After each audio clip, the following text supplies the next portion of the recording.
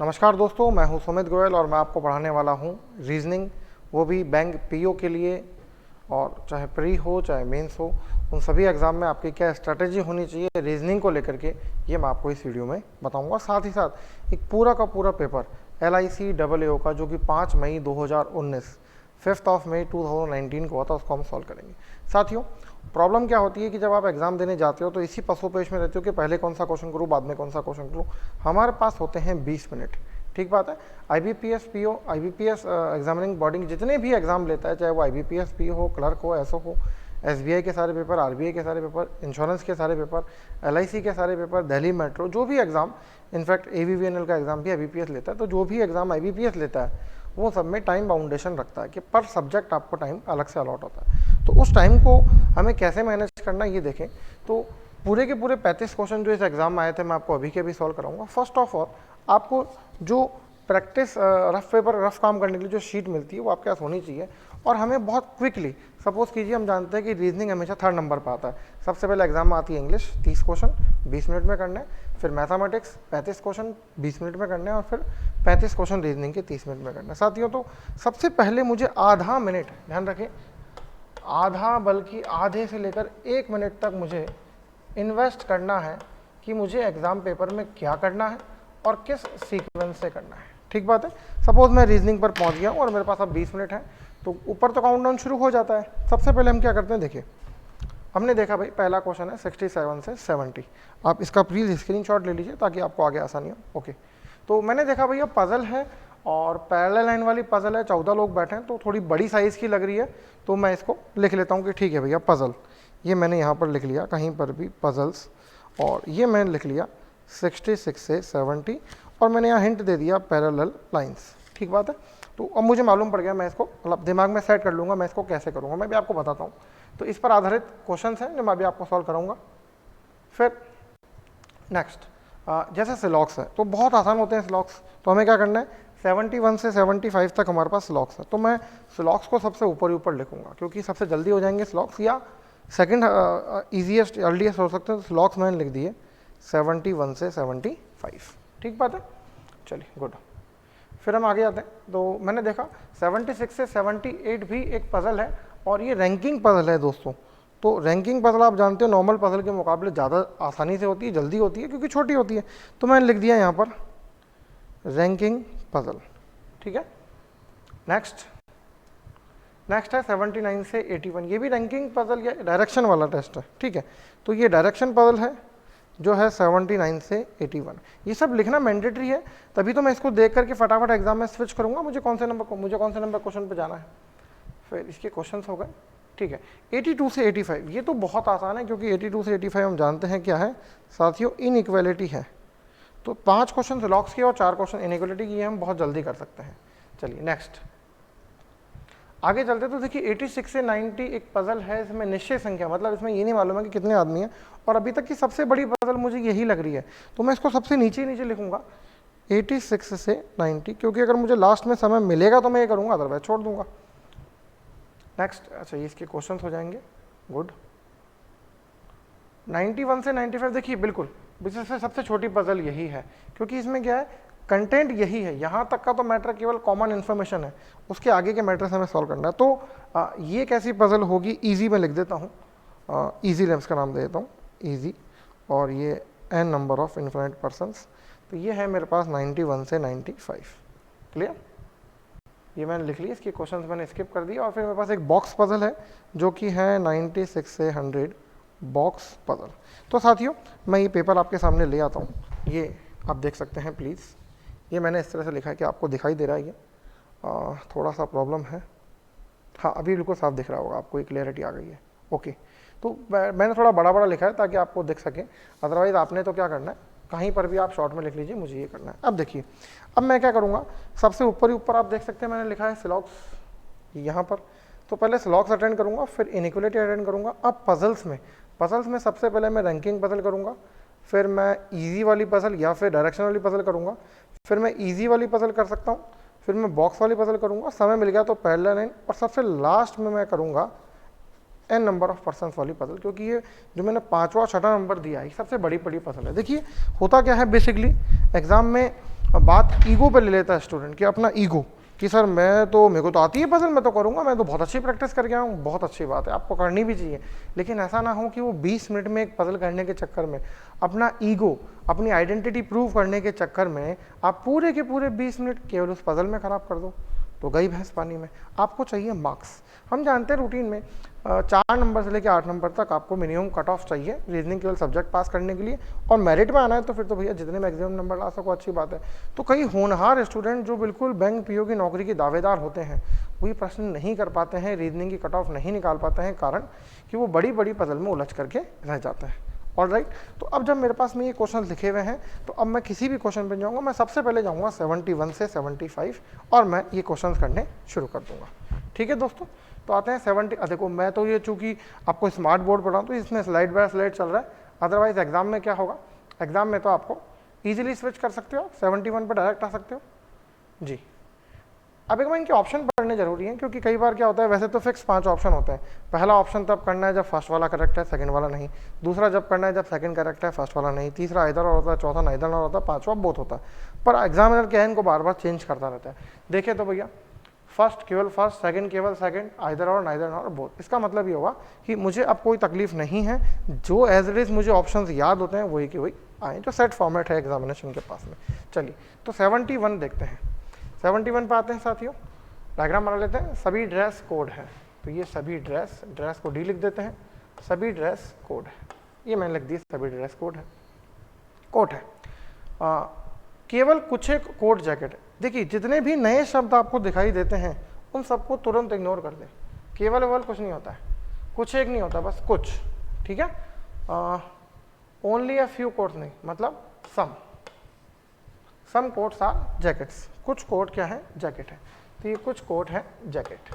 ठीक बात है। कई लोग जो ओवर राइटिंग वाला डायग्राम बनाते हैं कुछ ऐसा कि सभी ड्रेस कोट है, ये डायग्राम गलत चला जाता है, क्योंकि मैं आपको बहुत सारे बात बता चुका हूँ, क्लासरूम में लाइव भी बता चुका हूँ और वीडियोस में समझा चुका हूँ कि इस तरह के डायग्राम गलत जा सकते हैं जब पॉसिबिलिटी वाला केस आता है या फिर स्पेशल केस आता है। चलिए सभी जैकेटेड टाई है, तो ये सभी जैकेट, ये जैकेट पे मैंने बनाया एक और सर्किल, इसको कर दिया टाई।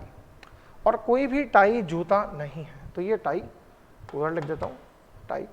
कोई भी टाई जूता नहीं है, तो देखिए टाई और जूते में कोई रिलेशनशिप नहीं है, जूता टाई नहीं हो सकता, टाई जूता नहीं हो सकता। और इन पे आ जाएगा शेडेड पार्ट यानी पूंछड़ी।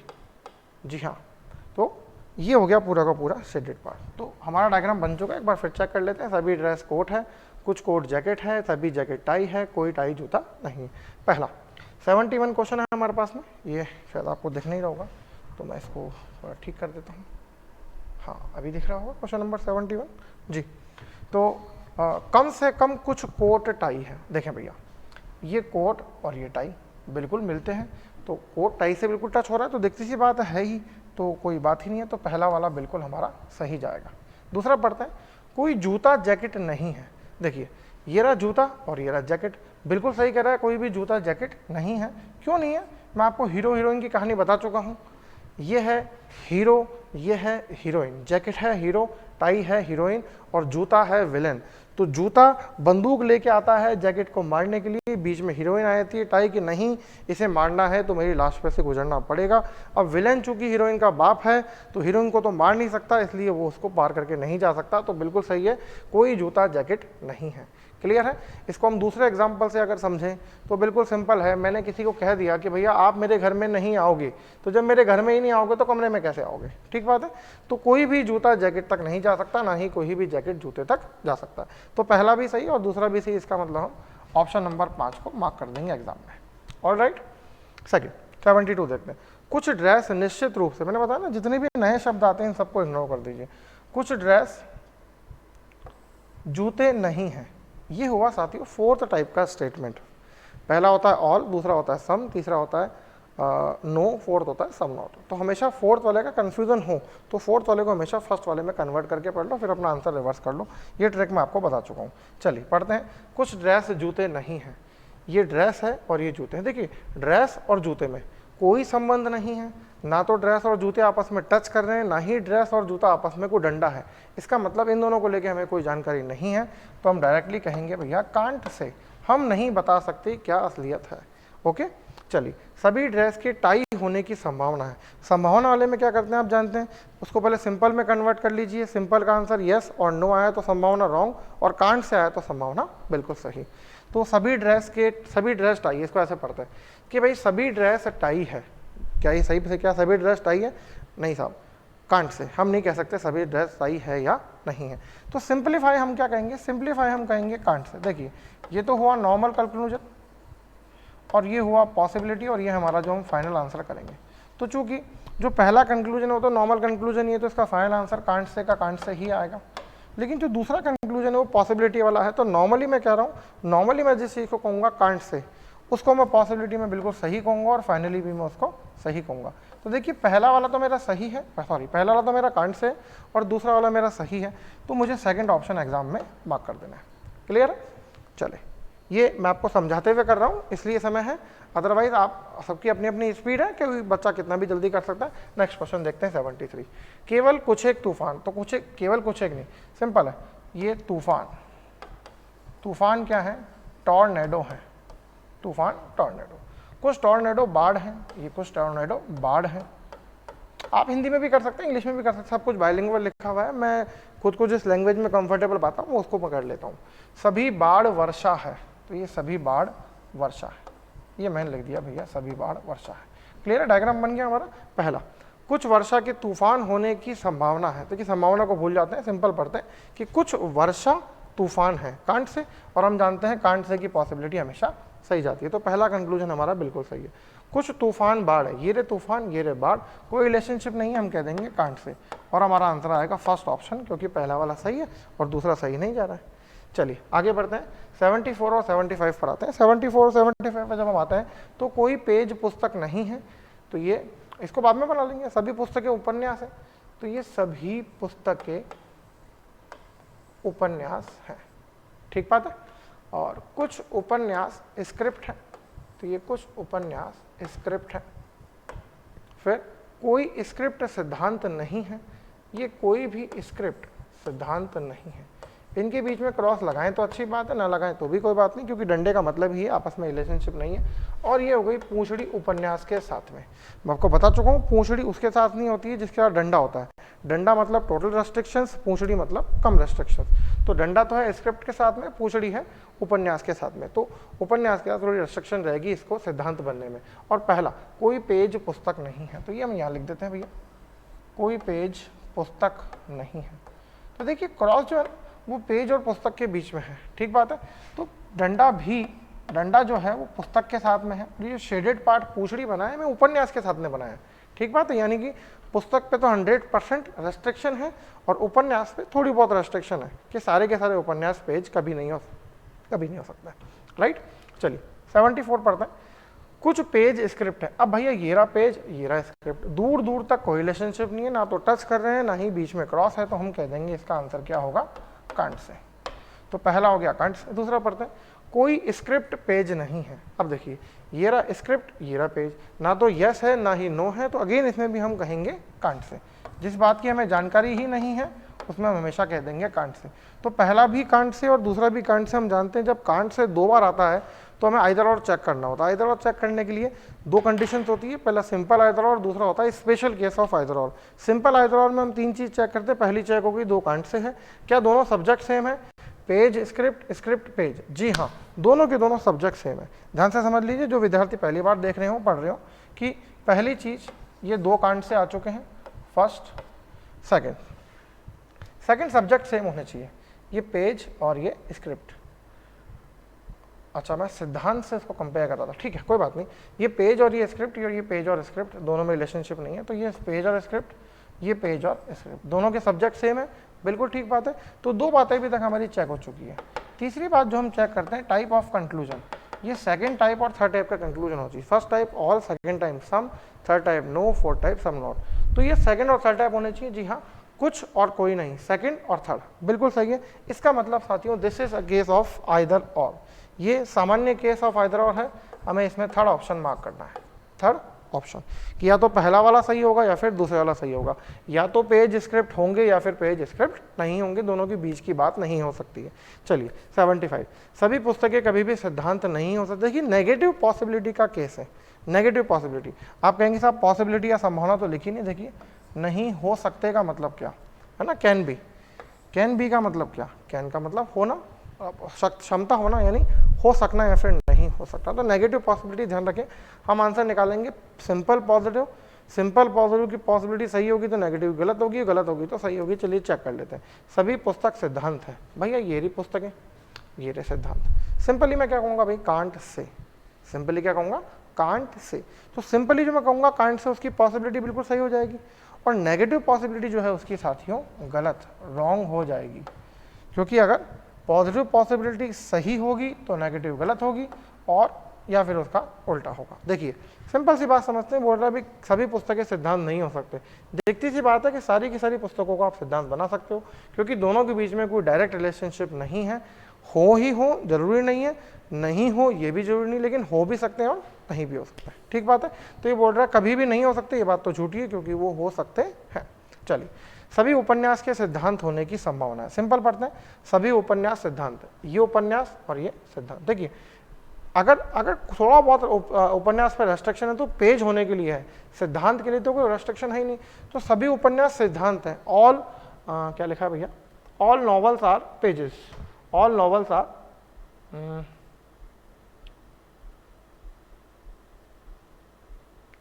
All novels are theory.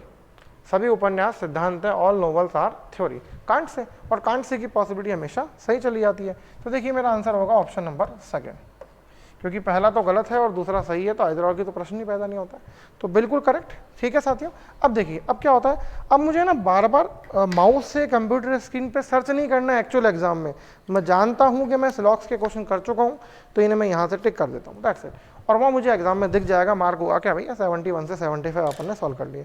अब देखिए मुझे जाना है 82 से 85 पर, क्योंकि मैंने लिख रखा है 82 से 85, आप भी आपके पास भी लिखा होगा एग्जाम में। तो मैं थोड़ा आगे आता हूँ। एग्जाम में स्विच करना बिल्कुल इजी रहता है, तो वो तो उसकी तो होड़ ही नहीं है। अगेन जैसे सिलॉक्स के 5 ऑप्शन आते हैं, इसके भी 5 ऑप्शन वही आते हैं, पर एक बार चेक करना हमारा फर्ज है। देखिए फर्स्ट सही है, सेकंड सही है, आइदर और नाइदर और बोथ, यानी वही के वही हैं जो कि रूटीन में होते हैं। चलिए चलते हैं साहब 82 की तरफ। 82 अगर आपको नहीं दिख रहा हो तो मैं इसको थोड़ा बड़ा कर देता हूँ।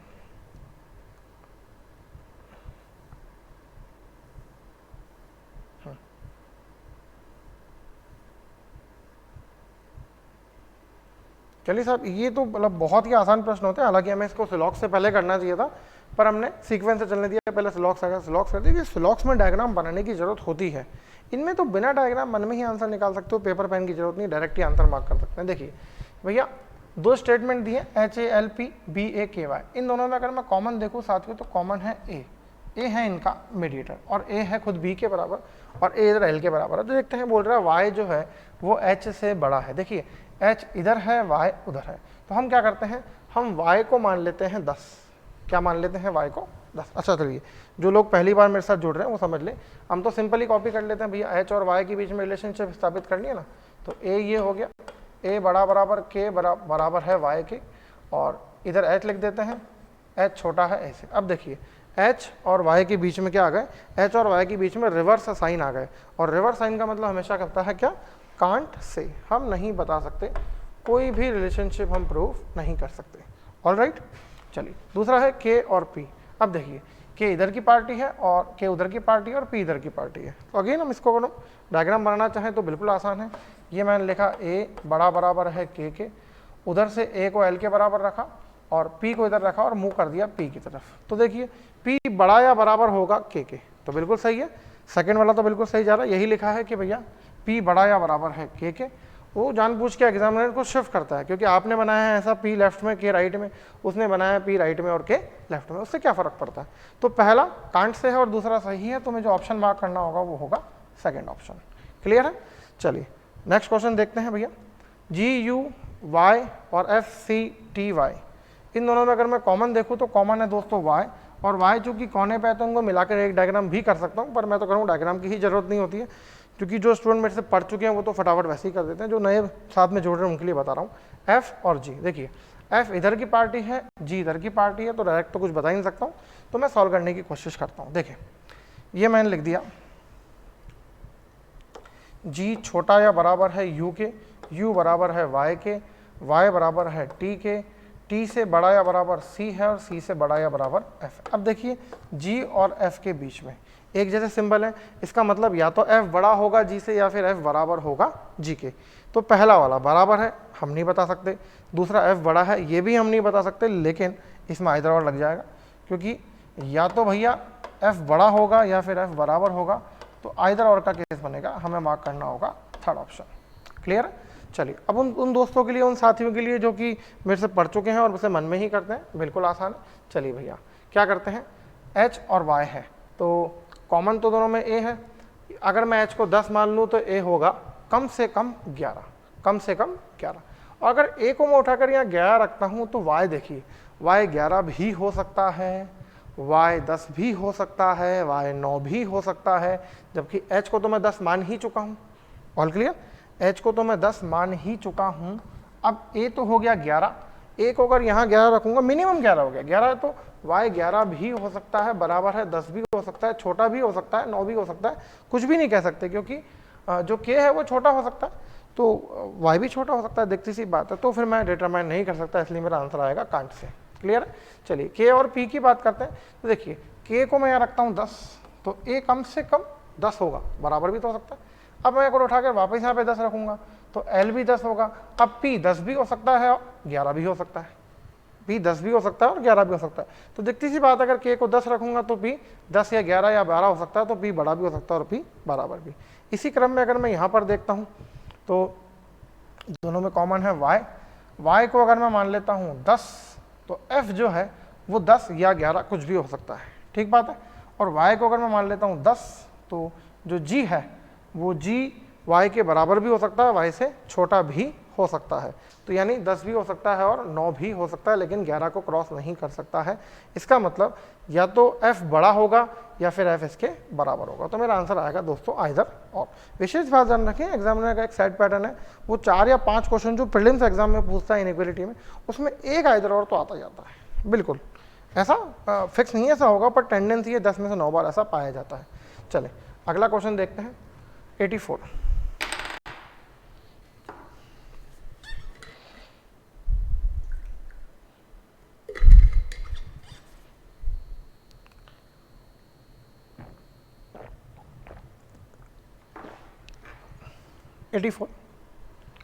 UHLEMH,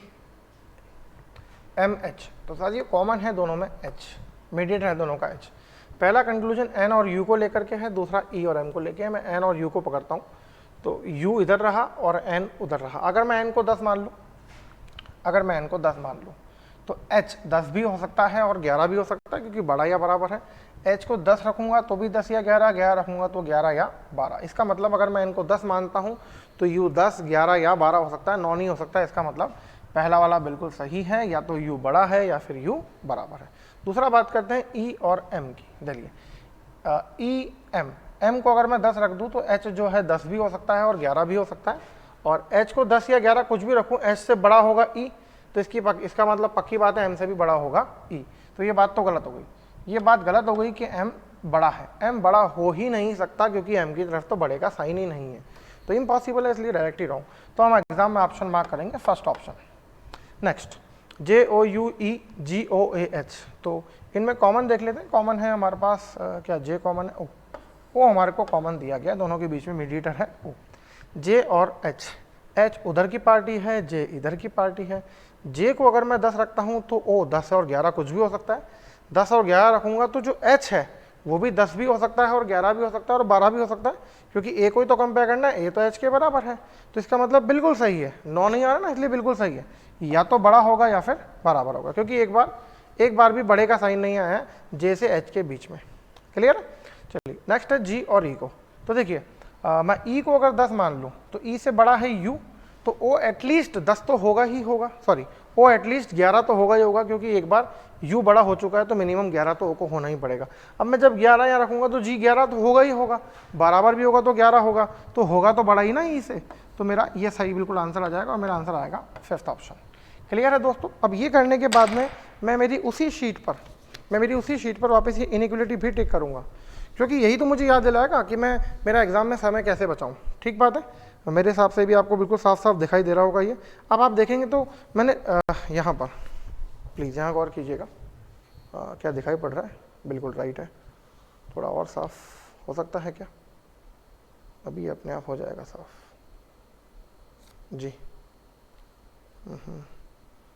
साथियों क्षमा चाहूँगा, इसमें आपको थोड़ा साफ नहीं दिख पा रहा होगा, कोई बात नहीं।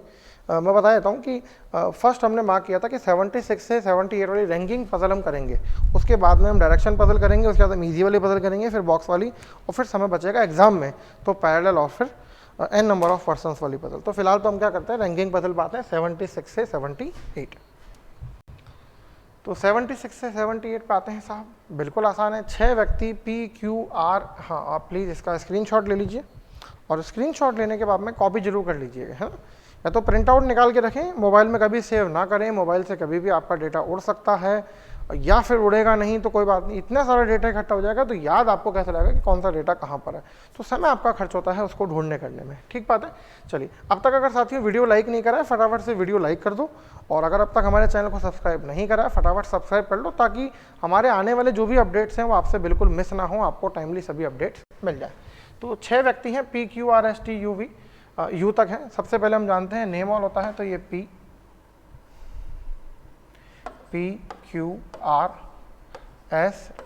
सबके नाम लिख लिए। अब सीट ऑल होता है 1 2 3 4 5 6, हमेशा ऊपर से नीचे बनाते हैं। P से केवल 2 व्यक्ति अधिक भारी हैं, इसका मतलब P ऊपर से तीसरे नंबर पर आएगा, तो मैंने यहाँ से P को क्रॉस कर दिया। Q हल्का है P से परंतु T से भारी है, Q हल्का है P से परंतु T से भारी है, तो P सबसे ऊपर होगा, उसके नीचे Q होगा, उसके नीचे T होगा।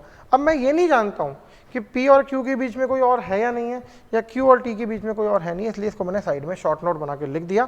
तो ये बात पक्की है कि P के नीचे ही कहीं पर Q और T आएंगे। मैं चूंकि मेन डायग्राम में नहीं बैठ रहा हूँ, इसलिए मैं यहाँ से काटने वाला बिल्कुल नहीं हूँ। नेक्स्ट, R हल्का है T से, तो R हल्का है तो R सबसे नीचे आ जाएगा, T से नीचे, और चूंकि P के नीचे 3 ही पोजीशन खाली है, तो ये Q, ये T और ये R। All clear. ये मेरा शॉर्ट नोट काट देता हूँ, यहाँ से मैं Q T R कैंसिल कर देता हूँ। बचे 2 ही लोग बचे, U और S। S सबसे भारी नहीं है, अच्छी बात है भैया, S सबसे भारी नहीं है, तो S यहाँ जाएगा और U यहाँ आ जाएगा। ध्यान रखिए, U और V बनाते समय थोड़ा ढंग से बनाया करें। हालांकि इस क्वेश्चन में U और V दोनों का इस्तेमाल नहीं है, नहीं तो अदरवाइज क्या होता है, हमारे को हमारा लिखा हुआ U V और हमारा खुद का लिखा हुआ V U दिखाई पड़ता है। चलिए, तीसरा सबसे भारी व्यक्ति का वजन 85 है, तो ये P का वजन हो गया 85 किलो। देखिए, हम ये मानते हैं इस तरह के सभी क्वेश्चन में कि जो वजन आएगा वो हमेशा परफेक्ट आएगा, पॉइंट में नहीं आएगा, चाहे क्वेश्चन में लिखा हो चाहे नहीं लिखा हो। चलिए, लिखा है, बहुत अच्छी बात है। All weights are in whole numbers only, सभी वजन केवल पूर्णांक संख्याओं में है। तो साथियों, ये हो गया हमारा सॉल्यूशन, USPQTR। कितने व्यक्ति, क्वेश्चन नंबर 77 है हमारे पास में, फटाफट से हम कर सकते हैं कि कितने व्यक्ति, नहीं दिखाई पड़ रहा है तो मैं आपको इसको ऊपर कर देता हूँ, क्योंकि क्वेश्चन तो हम सॉल्व कर चुके हैं, स्क्रीनशॉट आप ले चुके हो।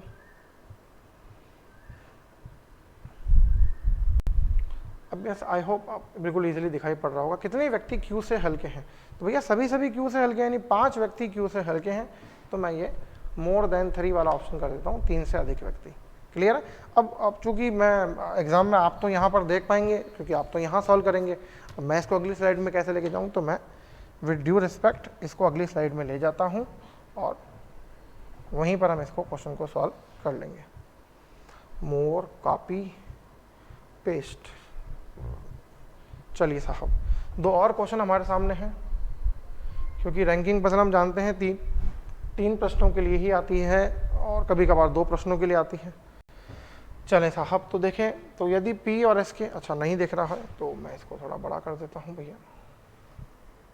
एक्चुअली आजकल इसमें मैथमेटिक्स ज़्यादा पूछते हैं ये, और इसलिए आप देख रहे हैं धीरे धीरे वो सारी फैकल्टियाँ विलुप्त होती जा रही है, जिनको केवल रीजनिंग आती थी, मैथमेटिक्स नहीं आती थी, क्योंकि प्राइम नंबर वगैरह वगैरह जो इनकी मर्जी आए वो पूछ लेते हैं, तो कुछ रोकते ही नहीं है भैया। चले भैया, कहाँ गया, 1 2 3 आजा, USPQTR। चलें साहब, तो बोल रहा है कि P और S के वजनों का योग 175 है, तो P और S अगर 175 है, जिसमें से 85 हो गया P, तो 90 बचा कौन, S, तो 90 S का वजन हो गया 90। अब बोल रहा है P और Q के वजन का योग 160 है, तो P है 85 और Q है 160 में से 85 गए तो 75, तो Q हो गया 75। तो S और Q के वजनों का योग क्या होगा, तो देखिए एस और क्यू दोनों को जोड़ लीजिए, 90 plus 75 that is equal to 165। तो मैं आंसर कर दूंगा 165 जो कि पहला ऑप्शन है। यदि आर का वजन, नेक्स्ट क्वेश्चन 76, अच्छा मैंने पहले 78 कर लिया ऐसा लग रहा है, ऊपर नीचे कर दी कोई बात नहीं। यदि आर का वजन 76 से तो लिखा था, ठीक है। यदि आर का वजन 65 किलोग्राम है तो टी का वजन, नहीं इसको वजन कर लेना, वहन लिखा है, तो टी का वजन निम्नलिखित में से क्या हो सकता है। तो देखिए आर कितना है, आर है 65, ये मैं लिख देता हूँ आर 65। अब मुझे टी का पॉसिबल वेट बताना है, तो पक्की बात है कि टी का पॉसिबल वेट 65 से ज़्यादा कुछ भी हो सकता है, 66, 67, 67, 68 कुछ भी, लेकिन 75 से छोटा होना चाहिए, क्योंकि ये क्वेश्चन में मुझे हिंट मिल चुका है कि क्यू 75 से छोटा है। तो देखिए 55 नहीं हो सकता है, जी हाँ, क्योंकि 55 से छोटा हो जाएगा, और 70 हो सकता है, 63 नहीं हो सकता, 87 नहीं, 84 नहीं, तो मेरा आंसर होगा फोर्थ ऑप्शन। क्लियर। अब मैं क्या करूंगा, अब मैं वापस यहाँ पर आऊँगा, मेरे पास शीट में लिखा हुआ है कि मैं फर्स्ट नंबर रैंकिंग पजल कर चुका हूँ, तो मैं डायरेक्शन वाली पजल जो कि 79 से 81 पर है उस पर आता हूँ। चलिए साहब, तो 79 से 81 हम आ चुके हैं, और बहुत आसान होता है, बहुत छोटा सा, बहुत सूक्ष्म सा दिशा ज्ञान आपको होना चाहिए। ये ऊपर की हेडिंग में मिटा रहा हूँ, सिंपल है, निम्नलिखित जानकारी का ध्यानपूर्वक अध्ययन कीजिए। तो ध्यानपूर्वक अध्ययन करेंगे भैया, आप नहीं कहोगे तो भी ध्यानपूर्वक अध्ययन करेंगे। चले, तो सोहन बिंदु टी से पूर्व की तरफ चलना शुरू किया, वह 60 मीटर की दूरी तक चला।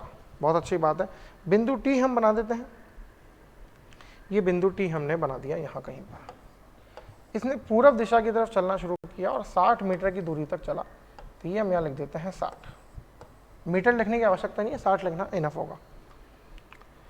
और Z बिंदु पर पहुंचा, Z से वो दाएं, दायां मतलब होता है दमदार, दायां मतलब राइट, बायां मतलब लेफ्ट, ठीक है। जिन बच्चों को दम समझ में आता है बिल्कुल समझे, दायां मतलब दमदार, दमदार यानी कौन सा होता है, राइट, बायां मतलब बेकार, कम काम आता है। ऐसे नहीं समझो तो दोनों हाथ ऐसे कर लो, आशीर्वाद मत देना, यूं यूं कर लिया।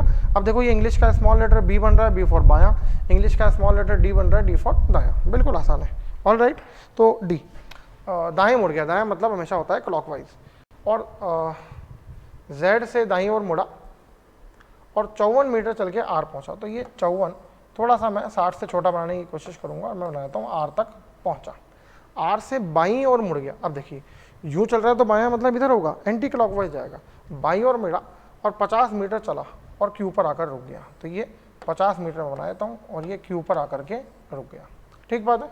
विपिन, अब विपिन एक और व्यक्ति दिया, ये था सोहन, ठीक बात है।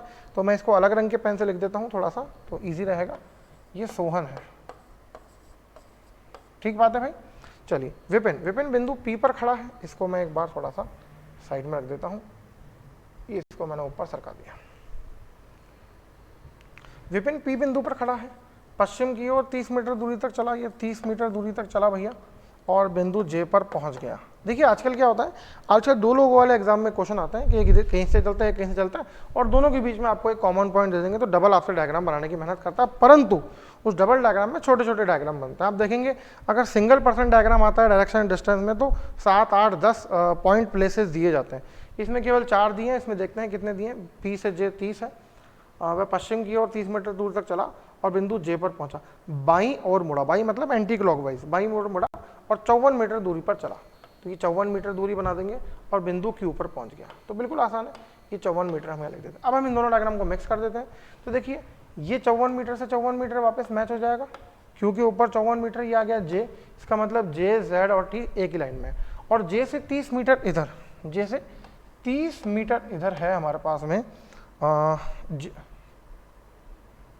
कुछ गलती कर रहा हूँ, अच्छा जे से उस तरफ है 30 मीटर, सॉरी, तो मुझे डायग्राम यहाँ से शिफ्ट करना पड़ेगा अगेन, कोई बात नहीं, ये मैं डायग्राम शिफ्ट कर लेता हूँ, और जे से इधर की तरफ 30 मीटर है पी।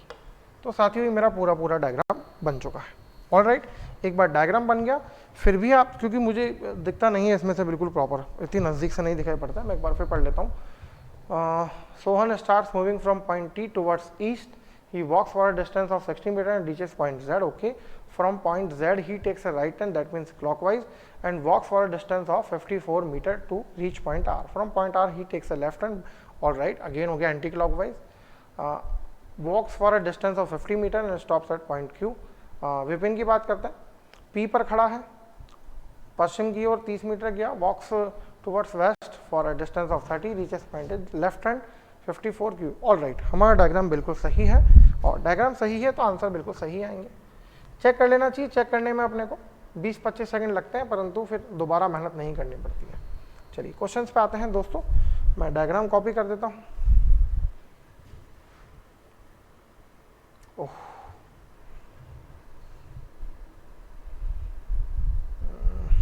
डायग्राम कहाँ कॉपी करूँ भाई?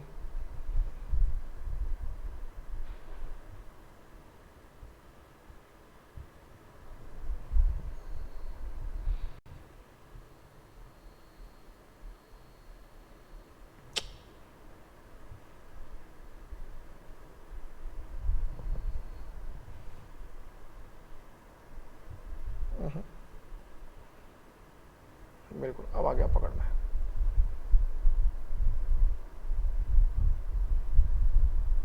थोड़ा सा साथियों मैनेज करना है ना, मैंने थोड़ा छोटा कर दिया है डायग्राम को, और क्योंकि जितनी बोर्ड में जगह, वरना फिर आपको क्वेश्चन कंटेंट नहीं देखेंगे। तो देखें पी, पी के संदर्भ में, तो पी का संदर्भ विद रेफरेंस टू पी लिखा होगा, जिसका संदर्भ, जिसका रेफरेंस लिया, जाके उसकी छाती पर बैठ जाओ।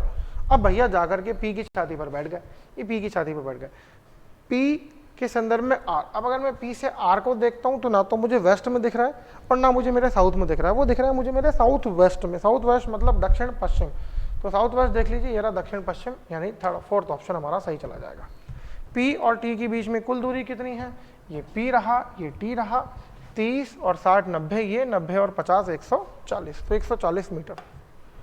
दिशाओं के आधार पर इन 5 में से 4 कोई एक, मतलब कुल मिला के क्लासिफिकेशन है, कोई 4 सेम होंगे। देखिए टी जे, टी और जे सिंपल हॉरिजॉन्टल लाइन में है। Second Z P, Z P भी हॉरिजॉन्टल लाइन में है। आर क्यू, आर क्यू भी हॉरिजॉन्टल लाइन में है। जेड और जे, जेड और जे भी हॉरिजॉन्टल लाइन में है। क्यू टी, क्यू और टी देखता हूँ तो ना तो हॉरिजॉन्टल लाइन में है ना वर्टिकल लाइन में है। क्यू और टी तो आपस में विकर्ण बना रहे हैं, तो ये हमारा आंसर होगा क्यू टी। क्यू टी मतलब फिफ्थ ऑप्शन। क्लियर है? तो अलग अलग तरह के क्वेश्चन आते हैं क्लासिफिकेशन में या फिर एनालॉजी की लेकर के, क्योंकि बैंक का तो बिल्कुल फिक्स है, सीरीज पूछता नहीं है, नंबर सीरीज रीजनिंग में, ब्लड रिलेशन पूछता है और स्लॉक्स पूछता है, इनइक्वलिटी पूछता है, लेकिन क्लासिफिकेशन, एनालॉजी, अल्फ़ाबेट और कोडिंग डिकोडिंग कभी कभार पूछता है, और बहुत सारे चैप्टर कंपाइल कर लें तो सब कुछ पजल में पूछता है। मेन पजल उसका दरोमदार है। क्लियर है? चले और आगे। अच्छा, अब हम कर चुके हैं इसके आगे 82, तो ये 79 से 81 पे साथियों मैंने टिक कर दिया। मैंने 3rd नंबर पजल मार्क करी थी 91 से 95, जो कि मुझे ईजी लग रही थी। कौन सी है मुझे मालूम नहीं है, पर मैं 91 से 95 पे स्विच करने वाला हूँ। ये आ गए 91 से 95 पर जी। आप फटाफट से इसका स्क्रीनशॉट ले लीजिए, और हो सके तो किसी और मोबाइल में भी खोल लीजिए, क्योंकि एक मोबाइल में स्क्रीनशॉट देख लेंगे, दूसरे में आप ही वीडियो पढ़ सकते हैं, अदरवाइज परेशानी होगी। तो चलें, क्या मैंने इसके आगे भी इसको दिया है, इसके आगे क्वेश्चंस दिए हैं, कोई बात नहीं। तो 91 से 95 में अगर आप देखेंगे साथियों, तो ये तो ऊपर तो बिल्कुल बेकार है। पढ़ लेते हैं। 9 लोग LMNO PQRST 3 शहरों यथा मुंबई, दिल्ली और पुणे में किसी न किसी एक शहर में काम करते हैं, तो सही है। सबसे पहले name all, LMNO PQRST count कर लें, LMNO PQRST बिल्कुल सही है। 3 शहर है, मुंबई, दिल्ली, पुणे, एक शहर में काम करते हैं। प्रत्येक शहर में कम से कम 2 और मैक्सिमम 4 लोग, यानी हो सकता है कि 2, 3 और 4 लोग काम कर रहे हो, या फिर 3 लोग काम कर रहे हो, कुछ भी हो सकता है। ठीक बात है। 4 और 1 नहीं होंगे, 2 और 5 नहीं होंगे। तो ये जो कंडीशनल सेंटेंस होते हैं हमारे दिमाग में सेट होने चाहिए। एक बार मैं फिर से आपको बता देता हूँ कि भाई देखती सी बात है, या तो 3 लोग हो सकते हैं तीनों शहरों में, या फिर 2, 3 और 4 हो सकते हैं। आप कहें साहब 2, 4 और 3, वो तो आगे पीछे हो सकते हैं, पर आप चाहें कि 2 और 5 हो, वो नहीं होगा, क्योंकि टोटल 9 होना जरूरी है और एक में 5 नहीं हो सकते। या फिर आप चाहें कि 4 और 1 हो, तो वो भी पॉसिबल नहीं है। ये 2 ही पॉसिबिलिटी होगी, या तो 3 या फिर 2 3 4। किसी एक शहर में 2, किसी एक शहर में 4, बाकी एक शहर में 3, या फिर तीनों शहरों में इक्वल। क्लियर है दोस्तों? ये सब बातें घर से ही याद करके जानी चाहिए, है ना, प्रैक्टिस से ही सब आ जाता है। तो एक शहर में काम करते हैं, ये हो गया काम खत्म। अब सबसे पहले दिमाग में आना चाहिए कि इसको बनाना कैसे है डायग्राम को, तो मैं इसको यहाँ लिख देता हूँ भैया कि क्या क्या नाम है इन राजा बाबू के, LMNO PQRS और ये T। तो साथियों ये मैंने इन सबके डायग्राम, मैंने इन सबके नाम लिख दिए हैं। ठीक बात है। अब मुझे इस वाले पैराग्राफ की जरूरत तो है ही नहीं, तो ये मैं ऊपर कर देता हूँ। यदि यह कहा जाए कि ए बी के साथ काम करता है तो ए और बी एक ही शहर में काम करता है, हम भी जानते हैं भैया, क्यों हमें बता के हमारा समय खराब कर रहे हो। आगे बढ़ते हैं। कुल मिलाकर ये छोटा हमने इसलिए लिखा था इजी, क्योंकि ये थोड़ा छोटा है। ओ, ओ केवल और केवल, अच्छा मैं इसको थोड़ा सा और इजी कर देता हूँ आपके लिए कि आपको इजीली बोर्ड दिखाई दे जाए जी। होपफुली अब आपको दिख रहा होगा, और अब भी ना दिखेगा तो फिर सॉल्व करने की जगह नहीं बचेगी भाई। ठीक बात है।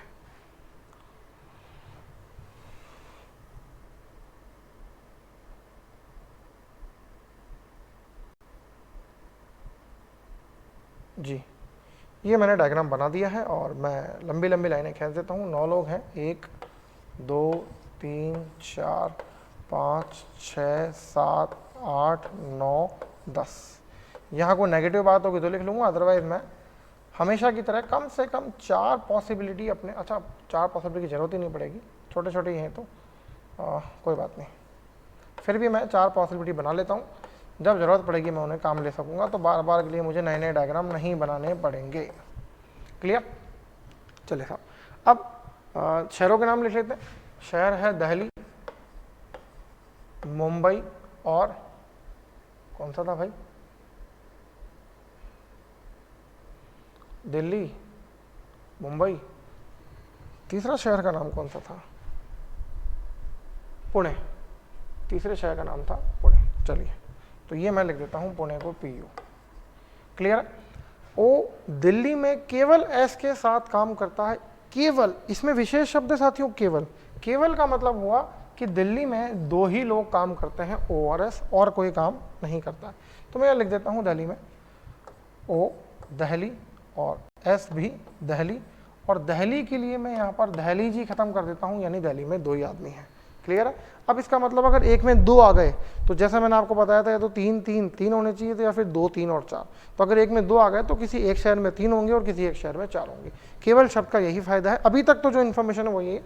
चले, क्यू ना तो एस के क्यू ना तो एस ना ही एम के साथ काम करता है। तो देखिए क्यू जो है, क्यू माइनस एस और एम, इसका शॉर्ट नोट बनेगा, क्योंकि अभी तक हमें क्यू मालूम नहीं है कौन से शहर में काम करता है। तो एक बात पक्की हो गई कि क्यू दिल्ली में तो काम नहीं करता, क्योंकि दिल्ली में तो जगह ही नहीं बची है। ठीक बात है। तो क्यू जो है वो एस और एम के साथ काम नहीं करता, इसका मतलब क्यू जो है वो दिल्ली में काम नहीं करेगा। यहाँ लिख देते हैं, नेगेटिव है इसलिए लेफ्ट हैंड साइड में। तो मुंबई में भी कर सकता है और पुणे में भी कर सकता है, किसी भी एक शहर में करेगा।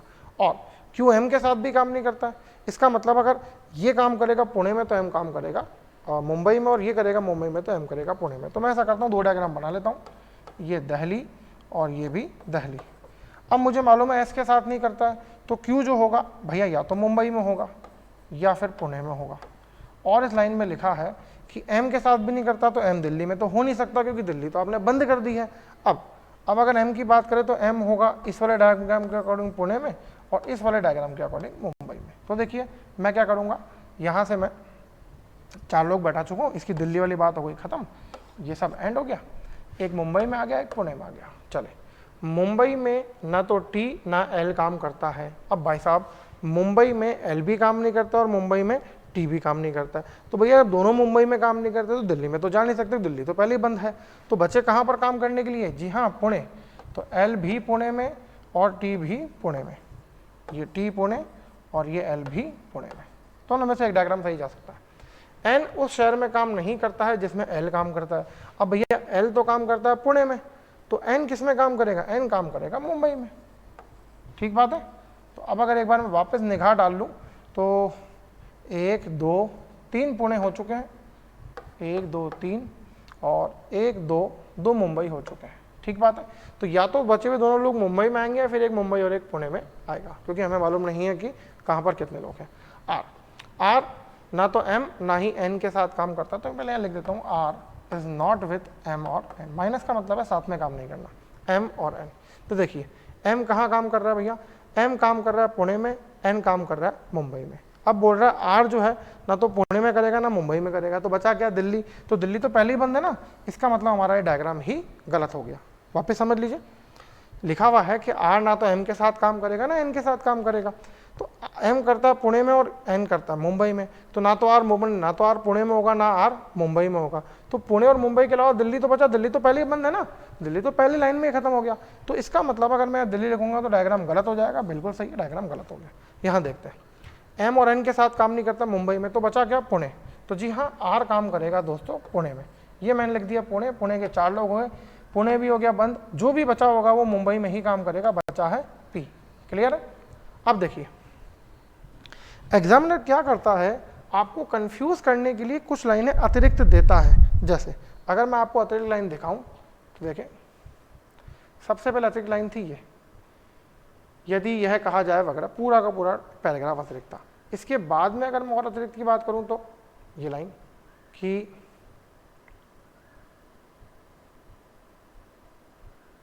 ये लाइन कि मुंबई में 2 से अधिक व्यक्ति काम करते हैं। भाई हमें क्या बता रहा है, हमें तो पहले ही मालूम है, हमने तो क्वेश्चन सॉल्व कर लिया, हमें तो मालूम है मुंबई में 3 आदमी हैं।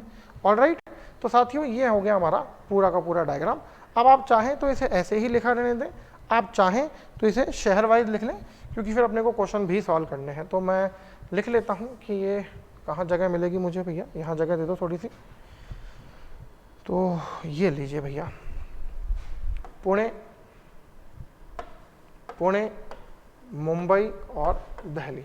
देखिए पुणे में काम करता है एल, एम मुंबई में, एन भी मुंबई में, ओ दिल्ली में, पी मुंबई में, और क्यू और आर पुणे में, टी भी पुणे में, और बीच वाला एस ये यहाँ पर। तो इसको मैं कॉपी कर लेता हूँ मेरे क्वेश्चन सॉल्व करने के लिए, तो मेरे को बहुत ईजी हो जाएगा।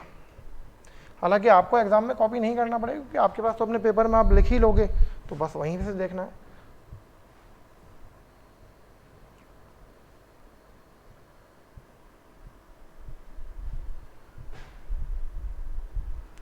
फिर वही गड़बड़।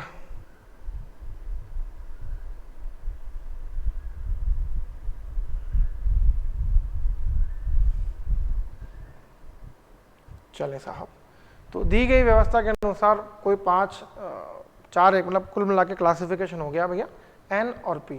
तो देखिए एन और पी सेम शहर में है, क्यू और एल सेम शहर में है, एम और एन सेम शहर में है, एस और एम, जी हाँ एस और एम सेम शहर में नहीं। अभी तक तो मेरा आंसर ये है, आर और टी सेम शहर में है, तो मैं फाइनल कर दूंगा 4th ऑप्शन। निम्नलिखित में से कौन पुणे में काम करता है, एल क्यू आर टी। तो ये एल क्यू आर टी 4 लोगों वाला एक ही ऑप्शन है, इसे आंख मीच के आंसर कर देना है। कौन पी के साथ काम करता है, एम और एन। तो एम और एन कौन सा ऑप्शन है साहब, 3rd ऑप्शन है। ऑलराइट, हो गए 3 क्वेश्चन फटाफट से। अगले 2 क्वेश्चन लेते हैं। देखिए अब अगर हो सकता है कि आप में से कोई विद्यार्थी अगर ईगो पे आ जाए और एग्जाम में सबसे पहले सबसे बड़ी पजल ले लेता, तो हालत क्या होती, पूरा समय जाया हो चुका होता। अब तक हम 9, 15 और ये 5, 20 क्वेश्चन अभी तक हम कर चुके हैं। हो सकता है वो एक क्वेश्चन भी नहीं कर पाता, और 20 क्वेश्चन का मतलब आप मान के चलो 28 से 30 नंबर आएंगे, क्योंकि स्केलिंग होती है, सब जानते हैं स्केलिंग होती है। जितने मुश्किल क्वेश्चन करोगे उतनी स्केलिंग होगी, लेकिन ऐसा नहीं कि मुश्किल क्वेश्चन करने के चक्कर में क्वेश्चन ही नहीं हो, क्वेश्चन करने जरूरी है। चलें भैया, ये आते हैं वापस। ओह,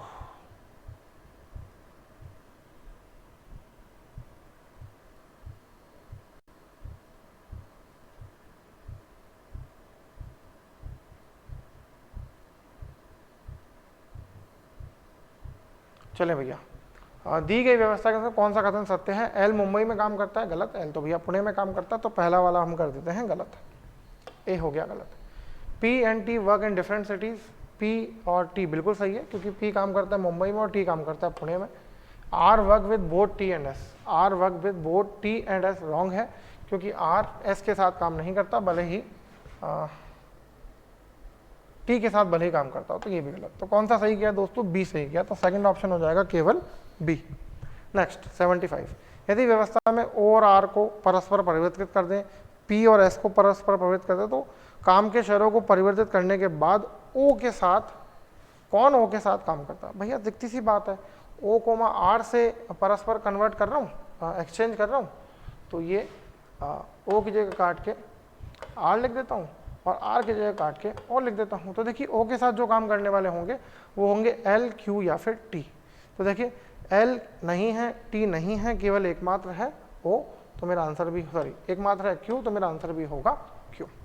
ऑलराइट, फटाफट से क्वेश्चन सॉल्व हो गए। मैं वापस मेरी शीट पे आता हूँ, तो मैंने देखा भैया 91 से 95 भी हो चुके हैं। अब मेरे पास बॉक्स वाली पजल है जो कि 96 से 100 है। एग्जाम में मैं जाऊँगा क्वेश्चन पैलेट के ऊपर, क्वेश्चन पैलेट सीधा 96 पर क्लिक करूँगा और क्वेश्चन सॉल्व करना शुरू कर दूँगा। चले, बॉक्स वाली पजल बहुत आसान होती है। बुरी बात ही होती है कि ये नहीं मालूम क्या कौन टॉप पर है, तो भाई इसी बात की तो पजल है, इसलिए पजल थोड़ी छोटी होती है ना। देखें, 8 बक्से A B C D P Q R S, A के ऊपर एक ढेर लगा रखे गए, ए और पी के बीच में 5 बक्से हैं। बहुत अच्छी बात है। देखिए मैं समझाता हूँ इसकी बहुत जबरदस्त ट्रिक, एक बार में क्वेश्चन सॉल्व होता है। सबसे पहले नेम ऑल कर दिया, A B C D P Q R S. पहली लाइन मुझे दी है, ए और पी के बीच में 5 बक्से हैं, पी के ठीक नीचे बी रखा गया है। ठीक बात है, पी के ठीक नीचे बी रखा गया। तो पहले ए और पी, ए 1 2 3 4 5 और ये P। ठीक बात है। ऐसा भी तो हो सकता है कि P ऊपर हो, 1 2 3 4 5 और A नीचे, दोनों पॉसिबिलिटीज है। लेकिन ध्यान रखिए 7 बक्से आ चुके हैं, A और P खुद 2, इनके बीच के 5। अब मुझे नहीं मालूम है कि वो 8वां बक्सा ऊपर है या फिर 8वां बक्सा नीचे है। अगर मैं नेक्स्ट लाइन पढ़ लेता हूँ कि P के ठीक नीचे B को रखा गया है, तो कंफर्म हो गया इस वाले डायग्राम के अकॉर्डिंग ए टॉप पर है और बी बॉटम में है। लेकिन इस वाले डायग्राम के अकॉर्डिंग मैं कंफर्म नहीं कह पा रहा हूँ कि कौन कहाँ पर है, क्योंकि आप समझिए पी और बी 1 2 3 4 5 और ये ए, इनके बीच में 5 बक्से तो हो गए, पर मुझे क्या मालूम कि पी के ऊपर एक जगह खाली है या फिर ए के नीचे एक जगह खाली है। तो मैं यहाँ पर ये डैश कर देता हूँ, ये डैश कर देता हूँ। अब मेरे को मालूम है कि इन तीनों में से कोई एक डायग्राम सही जाएगा, जिसमें से ए पी और बी को मैं बैठा चुका हूँ। नेक्स्ट लाइन पढ़ लेते हैं भैया। बी और आर के बीच में एक बक्से को रखा गया है। तो देखिए बी और आर के बीच में, तो बी और अगर आर के बीच में मैं देखूँ तो यहाँ पर तो ये आर यहाँ आ जाएगा, ये आ गया आर। यहाँ देखूँ इस वाले डायग्राम में तो एक छोड़ के ऊपर तो जगह है नहीं, तो आर यहाँ आ जाएगा। लेकिन इस डायग्राम में ऊपर भी आ सकता है और नीचे भी आ सकता है, दोनों जगह खाली है। तो मुझे क्या करना होगा, कोई दिक्कत नहीं, मैं नेक्स्ट लाइन पढ़ लेता हूँ, नहीं तो फिर मैं शॉर्ट नोट बना लूँगा। तो बॉक्स पी के ऊपर किसी स्थान पर आर को रखा गया है, बॉक्स P के ऊपर कहाँ गया, बॉक्स P के ऊपर किसी स्थान पर R को रखा गया। तो अगर मैं R को नीचे लेके जाऊंगा तो पॉसिबल नहीं होगा, ऊपर ही ले जाना पड़ेगा R को। ठीक बात है। और P के ऊपर R है, सही है, P के ऊपर R है, ये P के ऊपर R नहीं है, मतलब ये डायग्राम हो गया गलत। ऑलराइट, तो या तो ये डायग्राम सही या फिर ये डायग्राम सही, और मैं R को यहाँ से काट देता हूँ। नेक्स्ट, R और D के बीच में 3 बक्से रखे गए हैं और D और S के बीच में 2 बक्से रखे। तो पहले R और D की बात करते हैं। देखिए भैया R, ये नीचे 3 बक्से आने की जगह है नहीं, तो 1 2 3 ये आ गया D। R ऊपर 3 बक्सों की जगह है नहीं, 1 2 3 ये आ गया D। क्लियर, यहाँ से मैं D को कैंसिल कर देता हूँ। अब मुझे मालूम है D और S के बीच में 2 बक्से हैं। तो देखिए यहाँ D के ऊपर तो जगह है नहीं 2 बक्सों की, अगर मैं 1 और 2 छोड़ूँ तो नीचे यहाँ पर S आ सकता है, बिल्कुल पॉसिबल है। डी के नीचे अगर 2 जगह छोड़ूं तो एस के लिए जगह नहीं है, क्योंकि ऑलरेडी वहां पे कौन बैठा हुआ है, ए बैठा हुआ है। ऊपर अगर 2 जगह छोड़ूं डैश और बी, तो पी बैठा हुआ है, इसका मतलब ये डायग्राम ही गलत हो गया। मैं इस डायग्राम को काट देता हूं, यहां से एस को काट देता हूं। ठीक बात है। क्यू के ऊपर किसी स्थान पे सी को रखा है। देखिए बच्चे कौन है, सी और क्यू। शुरू में नेम ऑल करने से क्या फायदा होता है, काटते जाओ, बहुत ईजी हो जाता है। तो क्यू के ऊपर सी को रखा है, तो मैं क्यू को यहाँ रख देता हूँ और सी को यहाँ रख देता हूँ। साथ ही मेरा डायग्राम बन गया A D C Q S R P और ये बी। ऑलराइट, 8 बक्से एक के ऊपर एक मुझे मालूम पड़ गए हैं, बहुत आसान है। और मैं इसको एक बार कॉपी कर लेता हूँ, कॉपी करने के बाद ही क्वेश्चन सॉल्व कर पाएंगे। तो देखिए बहुत तेजी से सॉल्व हो गया है ना। और ये मैं थोड़ा छोटा कर दूँ,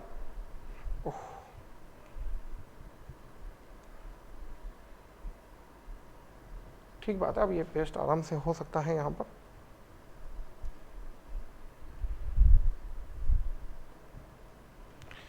मानता ही नहीं रे बाबा, मोर कॉपी पेस्ट आ जाएगा। ये साथियों A D C Q S R P B. चलिए पहले 96 देख लेते हैं कि भाई कौन सा कथन सत्य है, कौन सा कथन सत्य है, अभी देखते हैं। चलिए एक बार इसको इसके आगे भी बैठा दें क्या।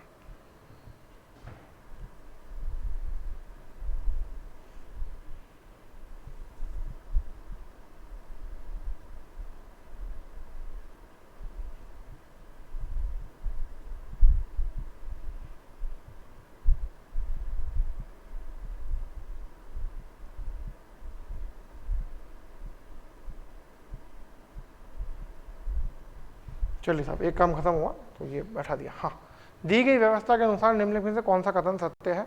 एस के ऊपर 2 बक्से रखे हैं, गलत। एक्स के ऊपर 2 से ज़्यादा बक्से रखे हैं, तो पहला तो हो गया गलत। As many boxes are kept below or as above C, इसका मतलब दोनों की रैंकिंग ऊपर नीचे से सेम होनी चाहिए।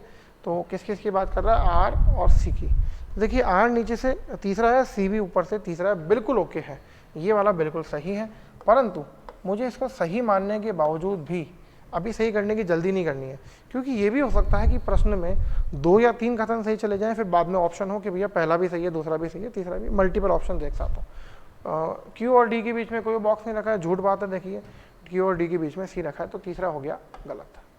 कोई कथन सत्य नहीं है, गलत, क्योंकि ये कथन सत्य जा चुका है। ढेर में सबसे नीचे ए रखा है, गलत। तो साथियों सेकंड ऑप्शन हम मार्क कर देंगे, पर जल्दबाजी नहीं करेंगे। दी गई व्यवस्था के अनुसार ए और क्यू के बीच में, तो देखिए ए और क्यू के बीच में 1 और 2 बॉक्स रखे हैं, तो फर्स्ट ऑप्शन सही चला जाएगा, 2 बॉक्स। नेक्स्ट तीनों क्वेश्चन फटाफट हो जाएंगे। दी गई व्यवस्था के अनुसार डी के ऊपर उतने ही बॉक्स रखे हैं जितने dash fill in the blanks आ गया के नीचे। तो देखिए डी के ऊपर 1 बॉक्स रखा है, तो इसका मतलब डी अगर ऊपर से दूसरा है तो आपको पता है नीचे से दूसरा कौन है, नीचे से दूसरा है पी, तो मेरा आंसर हो जाएगा पी। इसमें हमेशा रैंकिंग काम लें आप, कि जिसकी ठीक उसके ऊपर उतनी है जितने उसके ठीक नीचे है, मतलब ऊपर से रैंकिंग देख लीजिए, बिल्कुल आसान है। मुझे इसमें क्या करना है भैया? क्लासिफिकेशन है आर और बी। अब देखें आर और बी में 1 बॉक्स का अंतर है, ए और सी में 1 बॉक्स का अंतर है, पी और एस में 1 बॉक्स का अंतर है, सी और पी में 3 बॉक्स का अंतर है। तो अभी तक तो मेरा आंसर सी और पी लग रहा है, पर फिर भी एस और सी चेक कर ले, तो एस और सी में भी 1 बॉक्स का अंतर है। साथियों सेकंड ऑप्शन के अलावा बाकी सारे में 1-1 बॉक्स का अंतर है, और उसमें 3 बॉक्स का अंतर है। दी गई व्यवस्था के अनुसार निम्न से कौन सा बॉक्स एक्स के ठीक नीचे का बॉक्स है? एस के ठीक नीचे है भैया आर, तो मेरा आंसर हो गया आर। देखिए एस के नीचे बहुत सारे हैं, एस के नीचे आर भी है, पी भी है और बी भी, लेकिन ठीक नीचे पूछा है ना, तो ठीक नीचे हमारा आंसर होगा आर। ऑल राइट, चलिए तो मैं ये भी कर चुका हूँ 96 से 100। और क्या अभी आवाज़ और क्लैरिटी ठीक आ रही है? साथियों ये हमेशा आपके पास में होना चाहिए, यही पेपर आपके लिए वरदान होगा। ये वो पेपर जो आपको परीक्षा में मिलता है रफ काम करने के लिए, बिल्कुल परफेक्ट है, इसमें कोई तकलीफ होनी नहीं चाहिए। हमेशा लिख करके करें, आधा मिनट अपना जरूर से स्पेंड करें, ठीक बात है? आधे 1 मिनट में you will come to know कि मुझे ये करना है, मुझे ये नहीं करना है। मैं आपको समझाते हुए कर रहा हूँ, एक पिन पॉइंट क्लियर कर रहा हूँ, इसलिए हो सकता है अब तक 50-55 मिनट से भी ज़्यादा हो चुके होंगे, परंतु एक्चुअल एग्ज़ाम में तो आप खुद को करना है। और देखिए अब तक हम बस 10 क्वेश्चन हमने नहीं करे, तो 5th नंबर पे मैंने कहा था 66 से 70, 66 से 70 है पैरेलल लाइन वाला क्वेश्चन। मैं फटाफट से जंप करूँगा और 66 से 70 पर आ जाऊँगा। अब देखिए मैंने आपको पहले भी कहा था आप इसे स्क्रीनशॉट ले सकते हैं, और स्क्रीनशॉट क्या तो कॉपी कर लें या फिर प्रिंट आउट निकाल लें, मोबाइल में सेव बहुत दिन तक ना रखें। प्रिंट आउट की तकलीफ हो, कोई और तकलीफ है तो एटलीस्ट चलो मेल आईडी पे गूगल ड्राइव पे जाके सेव कर लो, प्रॉपर फोल्डर बना करके कि भैया SG classes Ajmer, reasoning Sumit Goyal sir, LIC 5 मई एग्ज़ाम, या रीजनिंग, जो भी आपको फोल्डर बनाना है उस हिसाब से कर लीजिए। इंटेलिजेंस से काम करेंगे, स्मार्ट वर्क करेंगे, तो अगली बार ढूंढने में आसानी होगी। तो देखिए अब इतना बड़ा है ये, ठीक है। फर्स्ट पैराग्राफ आप देखेंगे तो केवल इन्फॉर्मेटिव पैराग्राफ है, हमारे काम का तो यही पैराग्राफ है, तो इसको एक बार पढ़ लेते हैं फर्स्ट पैराग्राफ को, कि भैया 14 लोग हैं, 2 समांतर पंक्तियों में, तो 7 ऊपर होंगे 7 नीचे होंगे। पंक्ति 1 में ABCDEF और G हैं, सब उत्तर की ओर देख रहे हैं।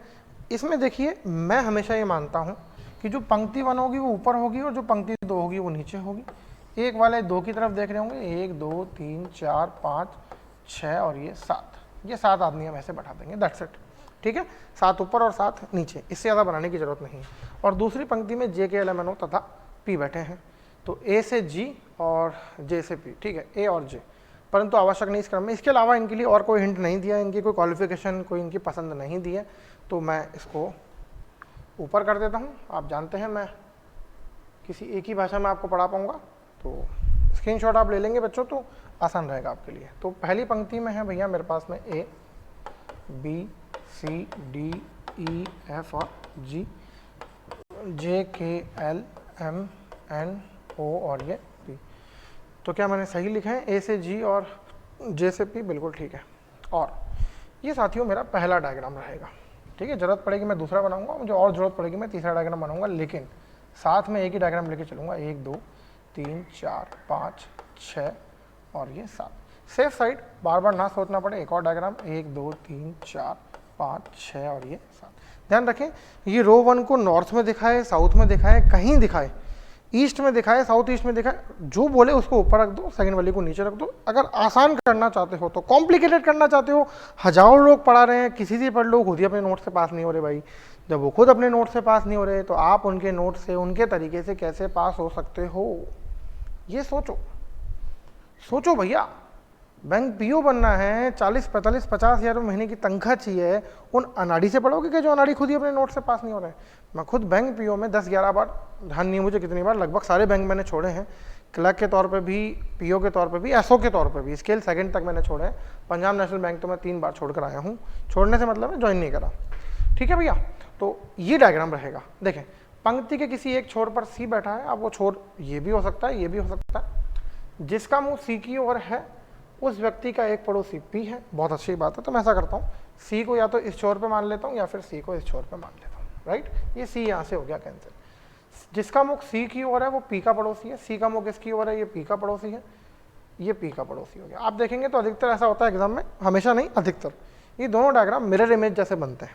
ठीक है, पी और एन के बीच में एक व्यक्ति बैठा है, उधर नहीं जा सकता, उधर गड्ढा है, ये एन यहाँ आ जाएगा, इधर नहीं आ सकता, गड्ढा है, यहाँ एन बीचों बीच आ गया है, तो ये P भी कैंसिल और ये N भी कैंसिल। चलिए नेक्स्ट, जिस व्यक्ति का मुख N की ओर है वह G के दाएं बैठा है। अब देखिए, इसका मुंह है N की ओर, ठीक है, ये खुद G के दाएं बैठा है। अब इसमें आपका दायां और मेरा दायां, आपका बायां और मेरा बायां बिल्कुल सेम है, जो लोग रो 2 में बैठे हैं उनके लिए, लेकिन रो 1 में जो बैठे हैं उनके लिए सब कुछ अलग होगा। तो देखिए, वापस पढ़ लेते हैं, जिस व्यक्ति का मुख N की ओर है वह G के ठीक दाएं बैठा है, इसका मतलब डायगनली G यहाँ पर आ जाएगा। अब देखिए, G का राइट उधर जाएगा, उसके राइट बैठा होगा N के अपोजिट, और ये वो टूट गया, अब ये मिरर इमेज नहीं रहा है, तो G हमने कैंसिल कर दिया। ठीक है, G और F के बीच में केवल 2 व्यक्ति बैठे हैं। अब देखिए, अगर मैं ये डायग्राम देखो तो उधर जाएगा तो गड्ढे में गिर जाएगा, तो G और 1 2 छोड़ के F, उधर जाएगा गड्ढे में गिर जाएगा, 1 2 छोड़ करके ये F, ये मैंने F को बैठा दिया, F को मैंने यहाँ से कैंसिल कर दिया। नेक्स्ट, जिस व्यक्ति का मुंह F की ओर है और M के बीच 2 आदमी बैठे हैं, भाई F की ओर तो ये देख रहा है, इसके और M के बीच में 2 आदमी, उधर 2 नहीं आ सकते, इधर 2 आकर के आ जाएगा M, क्या था F का अपोजिट ये है, उधर 2 आदमी नहीं, इधर 2 आदमी आकर के M आ जाएगा इधर, तो ये M भी हो गया कैंसिल। M के दाएं दूसरे स्थान पर K बैठा है, M अगर यहाँ है तो K यहाँ हो गया, M अगर यहाँ है तो K यहाँ हो गया। अभी तक हमारे दोनों डायग्राम जिंदा है। जिस व्यक्ति का मुंह K की ओर है वो D का पड़ोसी है। देखिए भैया, ये है K का अपोजिट, तो ये D का पड़ोसी, ये है K का अपोजिट, तो ये हो गया D का पड़ोसी। ये मैं यहाँ से D को भी कैंसिल कर देता हूँ। कैंसिल क्यों करते हैं हम सब जानते हैं, बाद में जो बचेगा उसको बैठाने में आसानी होगी, क्वेश्चन नहीं पढ़ना पड़ेगा। नेक्स्ट, D और E के बीच में 3 से अधिक व्यक्ति बैठे हैं, 1 2 3, 3 से अधिक मतलब 4 आदमी कम से कम होने चाहिए, 3 नहीं, 3 से अधिक कम से कम 4, 1 2 3 4, और कौन है भैया E, तो ये आ जाएगा यहाँ पर E। इसी क्रम में यहाँ पर 1 2 3 4 छोड़ूं तो E के लिए जगह ही नहीं बची है, इसका मतलब साथियों ये वाला डायग्राम हो गया गलत, इसे हम काट देते हैं, बस ये डायग्राम जिंदा रहेगा हमारा। E मैंने कैंसिल कर दिया। जिस व्यक्ति का मुंह A की ओर है वो O के बाएं बैठा है, मतलब लेफ्ट टू द O, तो ये रहा E के अपोजिट, ये हो गया इसका पड़ोसी O, यहाँ से O को कैंसिल कर देते हैं। ऊपर से बचे AB, नीचे से बचे JL। L के बाएं किसी स्थान पर J बैठा है, तो ये L यहाँ आएगा और J यहाँ आएगा, बचा A और B, ऐसा लग रहा है हमने कोई लाइन छोड़ दी है। जिस व्यक्ति का मुंह O की ओर है वो A का पड़ोसी है, तो ये आ गया A और ये बचा B। साथियों, ये पूरा का पूरा क्वेश्चन हमारा हो गया सॉल्व। ऑलराइट, कई बार बहुत ध्यान से समझना, बहुत इंपॉर्टेंट बात बता रहा हूँ, कुछ अनाड़ी लोग, कुछ बेवकूफ़ टीचर अनाप शनाप पढ़ाते रहते हैं, वही बोलते हैं रो 1 हमेशा नीचे बैठा हो, वो नॉर्थ देखनी चाहिए। ठीक बात, क्या आप जानते हो इस वक्त मैं दुनिया की कौन सी दिशा में देख रहा हूँ? बिल्कुल नहीं जानते। इनफैक्ट शायद आप भी नहीं जानते इस वक्त आप दुनिया की कौन सी दिशा में देख रहे हो। तो क्वेश्चन को बिल्कुल ईजी रहने दो, ठीक है। नॉर्थ और साउथ अगर मानना ही है तो इसे नॉर्थ मान लीजिए, क्योंकि ये नीचे देख रहे होंगे, इसे साउथ मान लीजिए अगर क्वेश्चन पूछे जाते हैं तो। अदरवाइज मैं आपके संतुष्टि के लिए बता देता हूँ कि मैं क्या करता हूँ, मैं एक नया डायग्राम बनाता मान लो, और मैं रो 1 को नीचे बैठा था, 4 5 6, रो 1 को नीचे बढ़ाता तो ई यहाँ पर आता, E F A B G D और ये सी, के होता, पी होता, एम होता, एन होता, एल होता, ओ होता और ये जे होता। तो वो ये बोलते हुए ये रो 1 है और ये रो 2 है, ये रो 1 है और ये रो 2 है। भैया कोई फ़र्क नहीं पड़ता है। अब देखें, अब अगर मान लो मैं ये बनाऊं और इसको मैं ऐसे यूँ घुमा दूं तो क्या फ़र्क पड़ा बताओ। अब आप बिल्कुल मैच कर सकते हैं, के पी, हालांकि मिरर इमेज बन वाटर इमेज बन चुकी है, K P M N L O J E F A B G D C, कैसे ही बना लो। रो 1 को ऊपर रखना बिल्कुल मैंडेटरी नहीं है, परंतु ईजी रहता है कि जो रो 1 पहले आए उसके नाम फटाफट से पहले लिखो, वो ऊपर हो गया, जो दूसरा लिखा उसको नीचे लिखो, बिल्कुल ईजी काम। ऑल क्लियर दोस्तों? चलो वेरी गुड, इसको मैं कॉपी कर लेता हूँ ताकि मुझे क्वेश्चन सॉल्व करने में आसानी रहेगी। कहाँ कहाँ कहाँ, ये थोड़ी जगह कर दे भैया, थोड़ी जगह आप यहाँ कर दो, थोड़ी जगह आप यहाँ कर दो 66 में। चलो चेक करते हैं कहाँ आता है।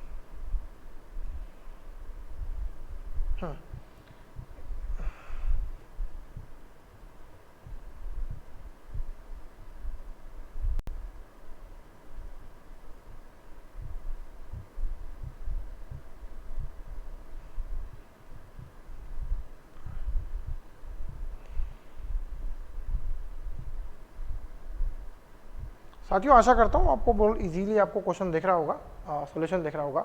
किसका मुख बी की ओर है, एक चीज़ बिल्कुल आसानी से समझ लीजिए कि कंसेप्ट वाइज मैं आपको समझा देता हूँ कि ये सपोज कीजिए ये एक रोड जा रही है, सपोज ये दहली रोड है, मैं अजमेर रहता हूँ, ये अजमेर से दहली यहाँ तक है, ठीक है। और सपोज मेरा मकान यहाँ कहीं पर है, ये मेरा मकान है।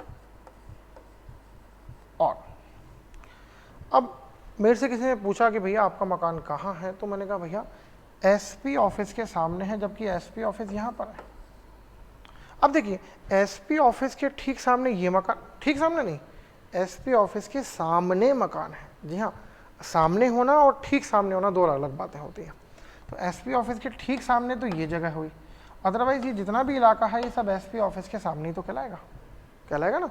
जैसे इस वक्त मैं कैमरे की ओर देख रहा हूँ, ठीक बात है, ठीक कैमरे के सामने खड़ा हूँ, और अब अभी भी मैं कैमरे की तरफ देख रहा हूँ, अभी भी मैं कैमरे की तरफ देख रहा हूँ। अब मैं आपको नहीं दिख रहा हूँ, फिर भी मैं कैमरे की तरफ देख रहा हूँ।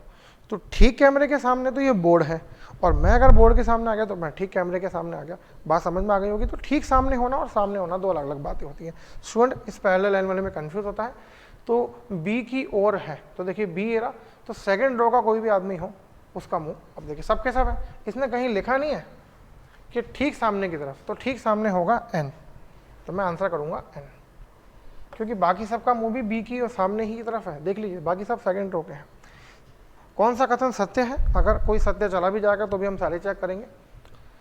एन का मुंह उस व्यक्ति की ओर है जो ए के सेकंड राइट बैठा है, ए के सेकंड राइट ये बैठा, इसका मुंह एन की ओर है, गलत, पहला हो गया गलत। एन और जे के बीच में दो व्यक्ति है, एन और ये जे, बिल्कुल सही है। बी और डी के बीच में उतने ही व्यक्ति बैठे हैं जितने एल और पी के बीच में, तो बी और डी के बीच में एक है, एल और पी के बीच में दो है, तो ये गलत हो गया। दिए गए सभी कथन गलत सत्य हैं, ये भी गलत। जे एल का पड़ोसी है, ये भी गलत। निकटतम पड़ोसी नहीं है, पड़ोसी भले ही हो सकता है, तो सेकंड ऑप्शन हमारा आंसर हो जाएगा। निश्चित पैटर्न को फॉलो करते हुए एम का संबंधित है के से, बहुत अच्छी बात है। देखिए एम ये रहा और एम से सेकंड राइट बैठा है के। जी संबंधित है ए से, देखिए जी के सेकंड राइट बैठा है, आपको लेफ्ट लग रहा होगा पर जी का मुंह तो नीचे की तरफ है ना, तो जी के सेकंड राइट हुआ ए। उसी पैटर्न का डी, कौन डी से संबंधित, तो बताओ डी के सेकंड राइट कौन है भैया, डी के सेकंड राइट है बी, तो मेरा आंसर हो जाएगा बी। ऑल राइट, चलिए नेक्स्ट क्वेश्चन देखते हैं अपन इसके।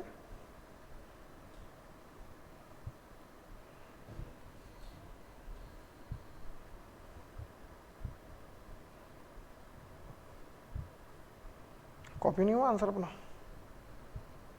कोई बात नहीं।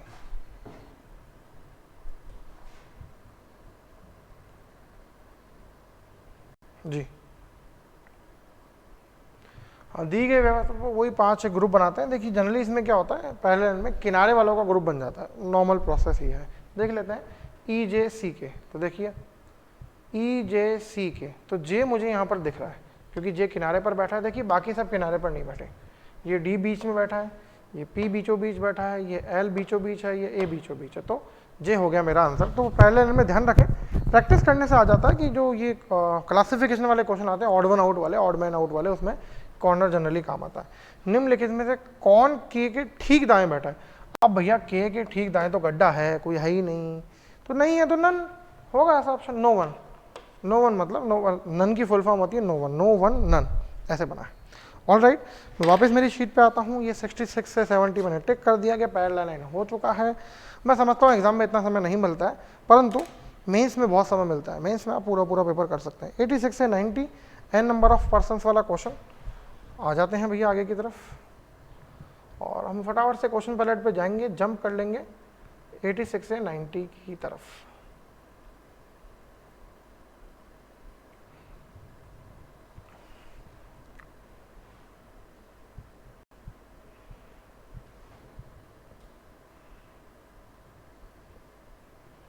चलिए आप इसका स्क्रीनशॉट ले सकते हैं। मैं पढ़ देता हूँ एक बार क्वेश्चन कि आपके बीच में नहीं आऊँगा, साइड में आ जाता हूँ। एक निश्चित संख्या में व्यक्ति एक टिकट काउंटर के बाहर एक पंक्ति के एक एक पीछे करके खड़े हैं, सभी का मुख एक दिशा की ओर है। मतलब सपोज लीजिए टिकट विंडो है जो कि सिनेमा हॉल के बाहर होती है, किसी मल्टीप्लेक्स के बाहर होती है, अलग संख्या में सबको टिकट खरीदने हैं। उसके आगे मैं इन्फॉर्मेशन दी है, तो मैं ये तो मैं समझ गया। एन नंबर ऑफ पर्सन, सबसे अच्छी बात है मुझे नेम ऑल और सीट ऑल दोनों नहीं करना पड़ेगा। तो ये सिंपल जानकारी हो गई जो हम पढ़ के स्किप कर चुके हैं। अब मेन जानकारी, जी के ठीक पीछे बी खड़ा है, जी और के बीच में, बिल्कुल ईजी है, नेम ऑल नहीं करना है, ये सबसे अच्छी बात है। मैं इंग्लिश छुपा देता हूँ दोस्तों और मैं हिंदी पे आ जाता हूँ, क्योंकि पढ़ कर के इसे करने के लिए फिर मुझे यहाँ पर जगह भी तो चाहिए, ठीक बात है। इसलिए प्लीज़ इंग्लिश वाले मैनेज करें और स्क्रीनशॉट ले लें, किसी और मोबाइल में देख लें फटाफट से, उसको किसी भी सोशल मीडिया के थ्रू शेयर कर लीजिए, फटाफट से देख लीजिए, तो ईजी होगा आपके लिए काम।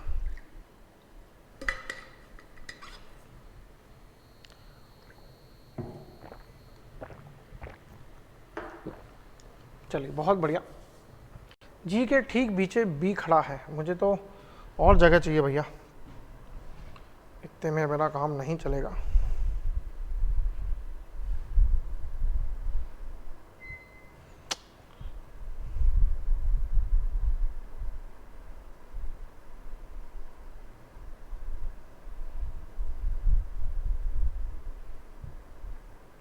साथियों स्क्रीनशॉट आपको प्लीज़ ले लेना है, क्योंकि मेरे को बोर्ड पे जगह भी तो चाहिए ना सॉल्व करने के लिए, मतलब आपको वो नहीं देखेगा, प्लीज़ मैनेज करें।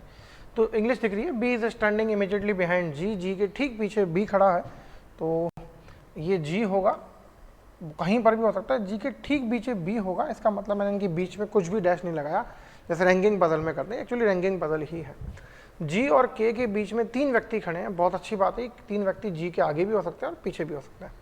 जिस व्यक्ति को 12 टिकट खरीदने हैं वो के ठीक पीछे खड़ा है, बहुत अच्छी बात है। तो पहले तो 2 डायग्राम बनेंगे इसके, ये जी और ये बी। मुझे बताया गया कि जी और के बीच में 3 व्यक्ति खड़े हैं, तो 1 2 3 और ये के,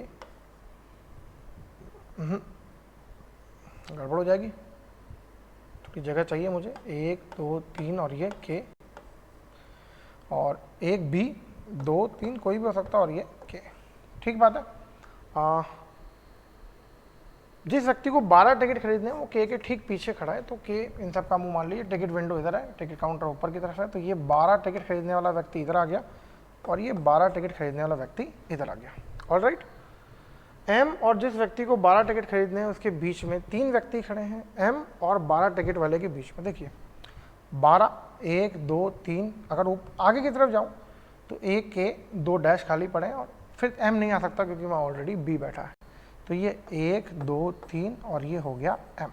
ऑलराइट, नेक्स्ट इधर देखते हैं, तो 1 2 3 छोड़ूँ तो पीछे बी आ जाएगा अगेन, तो एम नहीं आ सकता। इसका मतलब अगर ये डायग्राम सही हुआ तो 12 के पीछे एम है, और ये डायग्राम सही हुआ तो 12 के आगे एम होगा। पहला के, दूसरा डैश, तीसरा डैश, और 3 व्यक्ति हो गए बीच में, कौन है भैया? एम है, ये मैंने एम लिख दिया। ऑलराइट, जिस व्यक्ति को, कहाँ गया भाई, एम और 12, 3 व्यक्ति खड़े, जिस व्यक्ति को 15 टिकट खरीदना है वो एम के आगे किसी स्थान पर खड़ा है। एम तथा जिस व्यक्ति को 15 टिकट खरीदने के बीच में एक आदमी भी खड़ा है, ओके, आगे खड़ा और एक आदमी खड़ा है। तो देखिए ये एक आदमी छोड़ा, ये दूसरा आदमी वो है जिसको 15 टिकट खरीदने हैं। एम, ये एक आदमी छोड़ा, ये वो आदमी है जिसको 15 टिकट खरीदने हैं। 12 और 15 के बीच में एक आदमी और है, वो डैश का हमें विशेष ध्यान रखना है। जिस व्यक्ति को 15 टिकट खरीदना है और जिसको 8 टिकट खरीदना है के बीच में दो व्यक्ति खड़े। 15 और 8 के बीच में दो व्यक्ति खड़े, कौन आगे है कौन पीछे पता नहीं। जिस व्यक्ति को 8 टिकट खरीदना है वो पंक्ति के किसी एक छोर से तीसरे स्थान पर खड़ा है। फिर समझ लीजिए, जिस व्यक्ति को 15 टिकट खरीदना है तथा जिस व्यक्ति को 8 टिकट खरीदना है के बीच में केवल दो व्यक्ति खड़े हैं। Only 2 people are standing between the one who has to buy 15 tickets and the one who has to buy 8 ticket. The one who has to buy 8 tickets is standing third one of the extreme ends of the queue. अब देखिए 15 और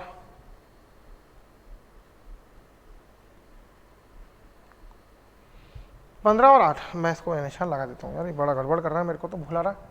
ये रहा 15 और 8 के बीच में दो व्यक्ति खड़े हैं, ठीक बात है। और जिसको 8 खरीदने हैं वो कहीं से थर्ड नंबर पर है। तो 15 और अगर 8 के बीच में मैं कितने हैं, दो व्यक्ति खड़े हैं। तो अगर मैं यहाँ 8 वाला रखता हूँ तो 8 ना तो नीचे से थर्ड होगा ना ऊपर से थर्ड होगा। इसका मतलब पक्की बात है कि इस वाले डायग्राम में 15 के आगे कहीं खड़ा है कौन, 8 वाला। तो थोड़ी सी मेरे को जगह कम पड़ रही है तो मैं ऐसा करता हूँ, ये लीजिए थोड़ा सा इसको शिफ्ट कर देता हूँ। तो 1 और 2 छोड़ करके ये तीसरा खड़ा है 8 और ये इस रो में आगे से थर्ड नंबर है, यानी फर्स्ट और 2 आदमी इसके आगे हैं और ये मैंने बना दिया टिकट काउंटर, ठीक बात है। तो देख लीजिए 8 और 15 के बीच में 2 आदमी आ चुके हैं और 8 जो है वो क्यू का थर्ड रैंक है, ठीक है। ऐसे ही इस डायग्राम को भी हम देख लेते हैं भैया।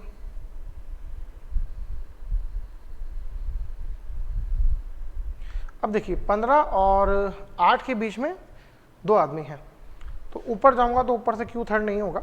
इसका मतलब 15 एक अहम, दूसरा कोई और होगा, तीसरा होगा 8 और ये 1 और ये 2। इसका मतलब ये पीछे से थर्ड है और क्यू यहाँ खत्म हो गई है, क्यू यहाँ खत्म हो चुकी है। टिकट काउंटर नहीं है यहाँ पर क्यू खत्म हो चुकी है, लाइन यहाँ पर खत्म हो चुकी है। ऑल राइट, नेक्स्ट, जिस व्यक्ति को 8 टिकट हो गया है तो पी तथा जिस व्यक्ति को 8 टिकट खरीदने हैं के बीच में 8 व्यक्ति खड़े। पी और 8 वाले के बीच में 8 व्यक्ति खड़े हैं और वी और पी के बीच में कोई नहीं खड़ा है। हमने वी से पी से संबंधित बात पढ़ ली। 8 व्यक्ति छोड़ने हैं 8 से लेकर के पी तक। 1 2 3 4 5 6 7 8 और 12 टिकट खरीदने हैं पी को। फिर से एक बार पुनः रीचेक कर लेते हैं।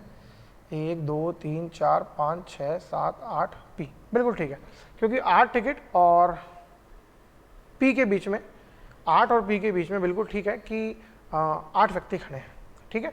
और वी और पी के बीच में कोई नहीं खड़ा, तो ये पी के जस्ट आगे तो के है, तो जस्ट पीछे हो गया वी।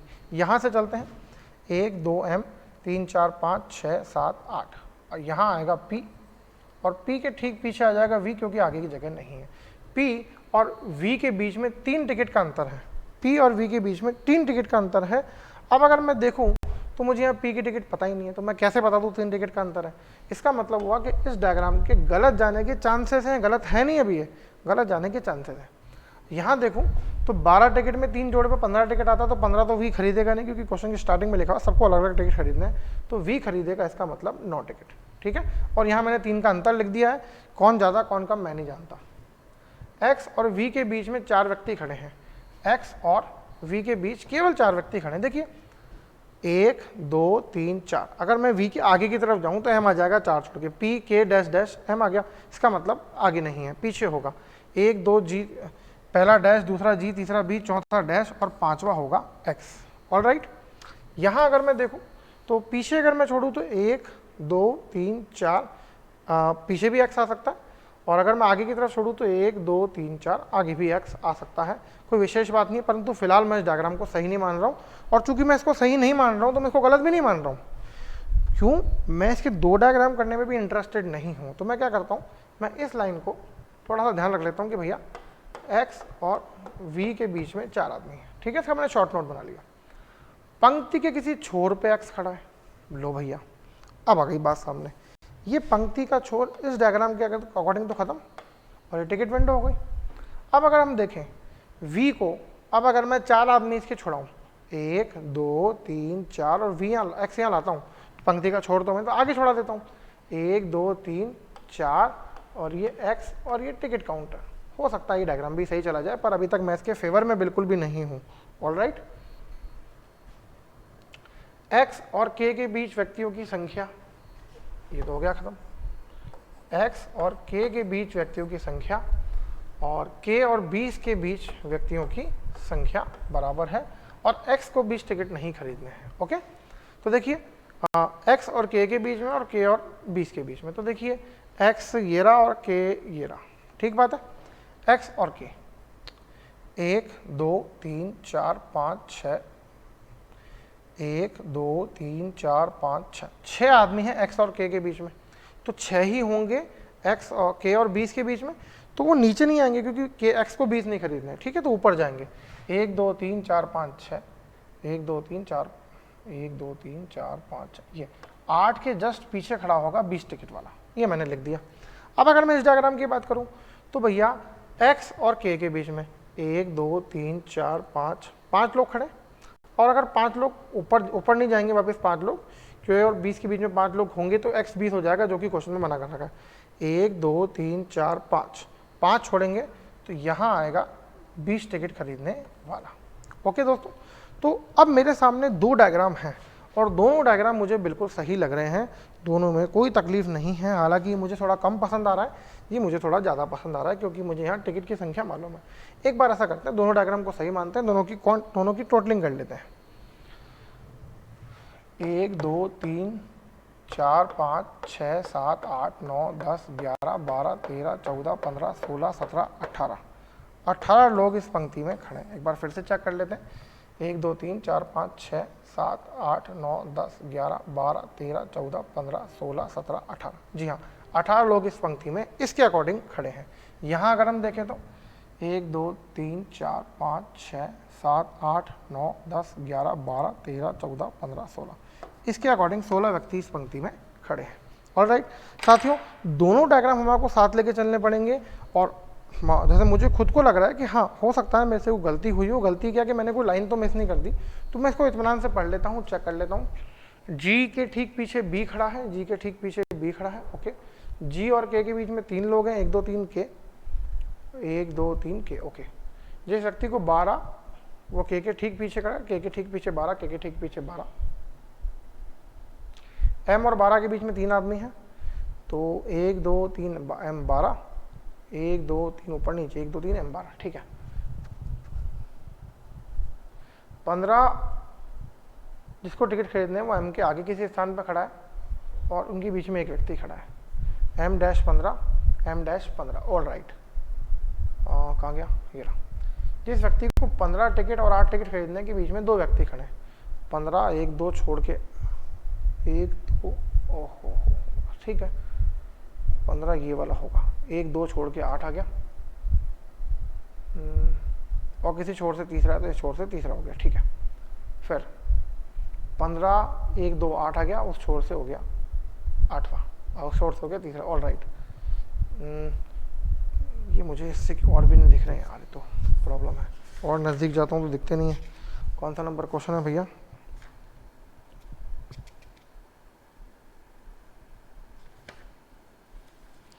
क्वेश्चन नंबर है हमारे पास 86 से 90, जी। जिस व्यक्ति को 8 टिकट खरीदना है, यहाँ पढ़ लेते हैं। पी तथा जिस व्यक्ति को 8 टिकट खरीदना के बीच में 8 व्यक्ति खड़े हैं, पी और 8, 1 2 3 4 5 6 7 8, 1 2 3 4 5 6 7 8। ऑल राइट, वी और पी के बीच में कोई नहीं खड़ा है, वी और पी के बीच में कोई नहीं खड़ा है, वी और पी के बीच में 3 का अंतर है, वी और पी के बीच में 3 का अंतर है, वी और पी के बीच में वी और सॉरी हाँ अच्छा 3 टिकट का अंतर, इधर नहीं मालूम पड़ा, इधर मालूम पड़ रहा है, ठीक बात है। फिर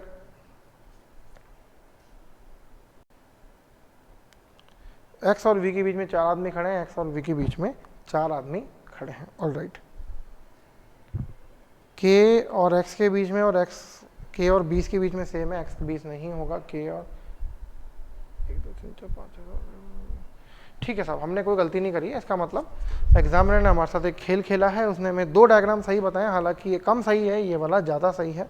हम क्या करते हैं, हम दोनों डायग्राम को साथ लेके चलेंगे। मैं इसको आगे मैं कॉपी नहीं कर रहा हूँ, कोई ना कोई ऐसा क्वेश्चन होगा जिससे दोनों में से एक डायग्राम कट जाएगा, या तो ये वाला या फिर ये वाला। चलिए चेक करते हैं। दी गई पंक्ति में कितने लोग खड़े हैं? 16 भी आ सकता है, 18 भी आ सकता है, मैं सर्टेन नहीं हूँ। आगे चलते हैं। पंक्ति की शुरुआत में m का स्थान क्या है, ठीक बात है। तो पंक्ति की शुरुआत में अगर मैं m को पकड़ूं तो देखिए 16वां, 15वां, 14वां, 13वां और ये 12वां। यहाँ अगर बात करें तो 12वां है, इधर अगर बात करें तो 1 2 3 4 5 6 7 8। साथियों 8वां या फिर 12वां कोई सा भी हो सकता है, इसके अकॉर्डिंग 8वां, इसके अकॉर्डिंग 12वां। देखिए 8वां ऑप्शन में अवेलेबल है, ठीक है भैया। 12वां ऑप्शन में अवेलेबल नहीं है।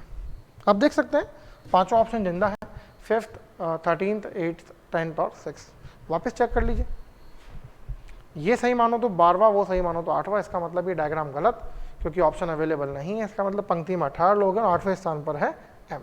तो साथियों मेरा आंसर आ चुका, डायग्राम मुझे बिल्कुल एक्यूरेट मिल चुका, मेरा आंसर है 8वां। m और m को v से 8 टिकट अधिक खरीदने, तो m को कितने टिकट खरीदने हैं, बहुत अच्छी बात है। v को टिकट खरीदने हैं 9, m को 8 ज़्यादा खरीदने, 17 टिकट खरीदने होंगे, बिल्कुल सही है। 9 और 8 होता है 17, तो आंसर आ जाएगा 17। सी एंड डी गलत है, क्योंकि हम डायग्राम बिल्कुल फाइनल कर चुके हैं। कितने लोग खड़े हैं, 18 लोग खड़े हैं, हम चेक कर चुके हैं। अगला क्वेश्चन देखते हैं, जिस व्यक्ति को 20 टिकट खरीदने हैं और जिस व्यक्ति को 12 टिकट खरीदने हैं, 20 और 12 के बीच में कितने आदमी हैं। तो ये 20 और ये 12, 1 2 3 4 5 6 7 आदमी हैं 20 और 12 के बीच में। तो मैं आंसर करूंगा 7, 4 12 9 7 आदमी हैं। यदि पंक्ति किसी एक छोर से छठे स्थान पर सी है तो सी और पी को मिलाकर कितनी टिकट खरीदनी है। यदि पंक्ति से किसी एक छोर से छठे स्थान पर सी है तो सी और पी को मिलाकर कितनी टिकट खरीदनी है।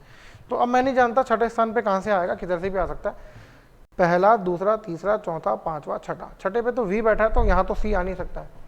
पहला, दूसरा, तीसरा, चौथा, पांचवा, छठा, इसका मतलब सी यहाँ पर होगा।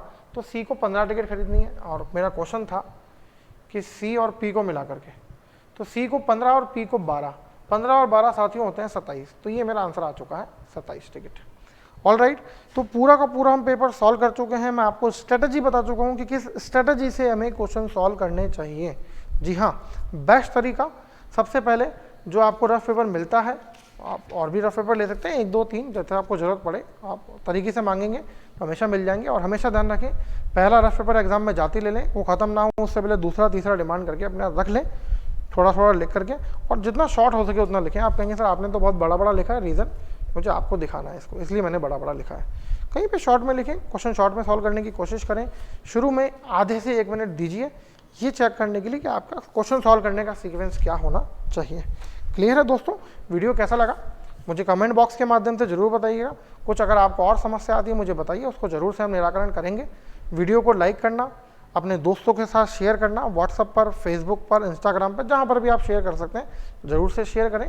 और चैनल अगर अब तक आपने सब्सक्राइब नहीं करा है ज़रूर से चैनल सब्सक्राइब करें, जिससे कि आगे आने वाले अपडेट्स आपको हमेशा मिलते रहें, आप कभी भी उनसे मिस ना हो। क्लियर है दोस्तों, आपके उज्जवल भविष्य की कामना करता हूँ। अपने आसपास सफाई बनाए रखें, और इसी के साथ आपसे विदा लेने का समय आ गया है। जय हिंद और जय भारत।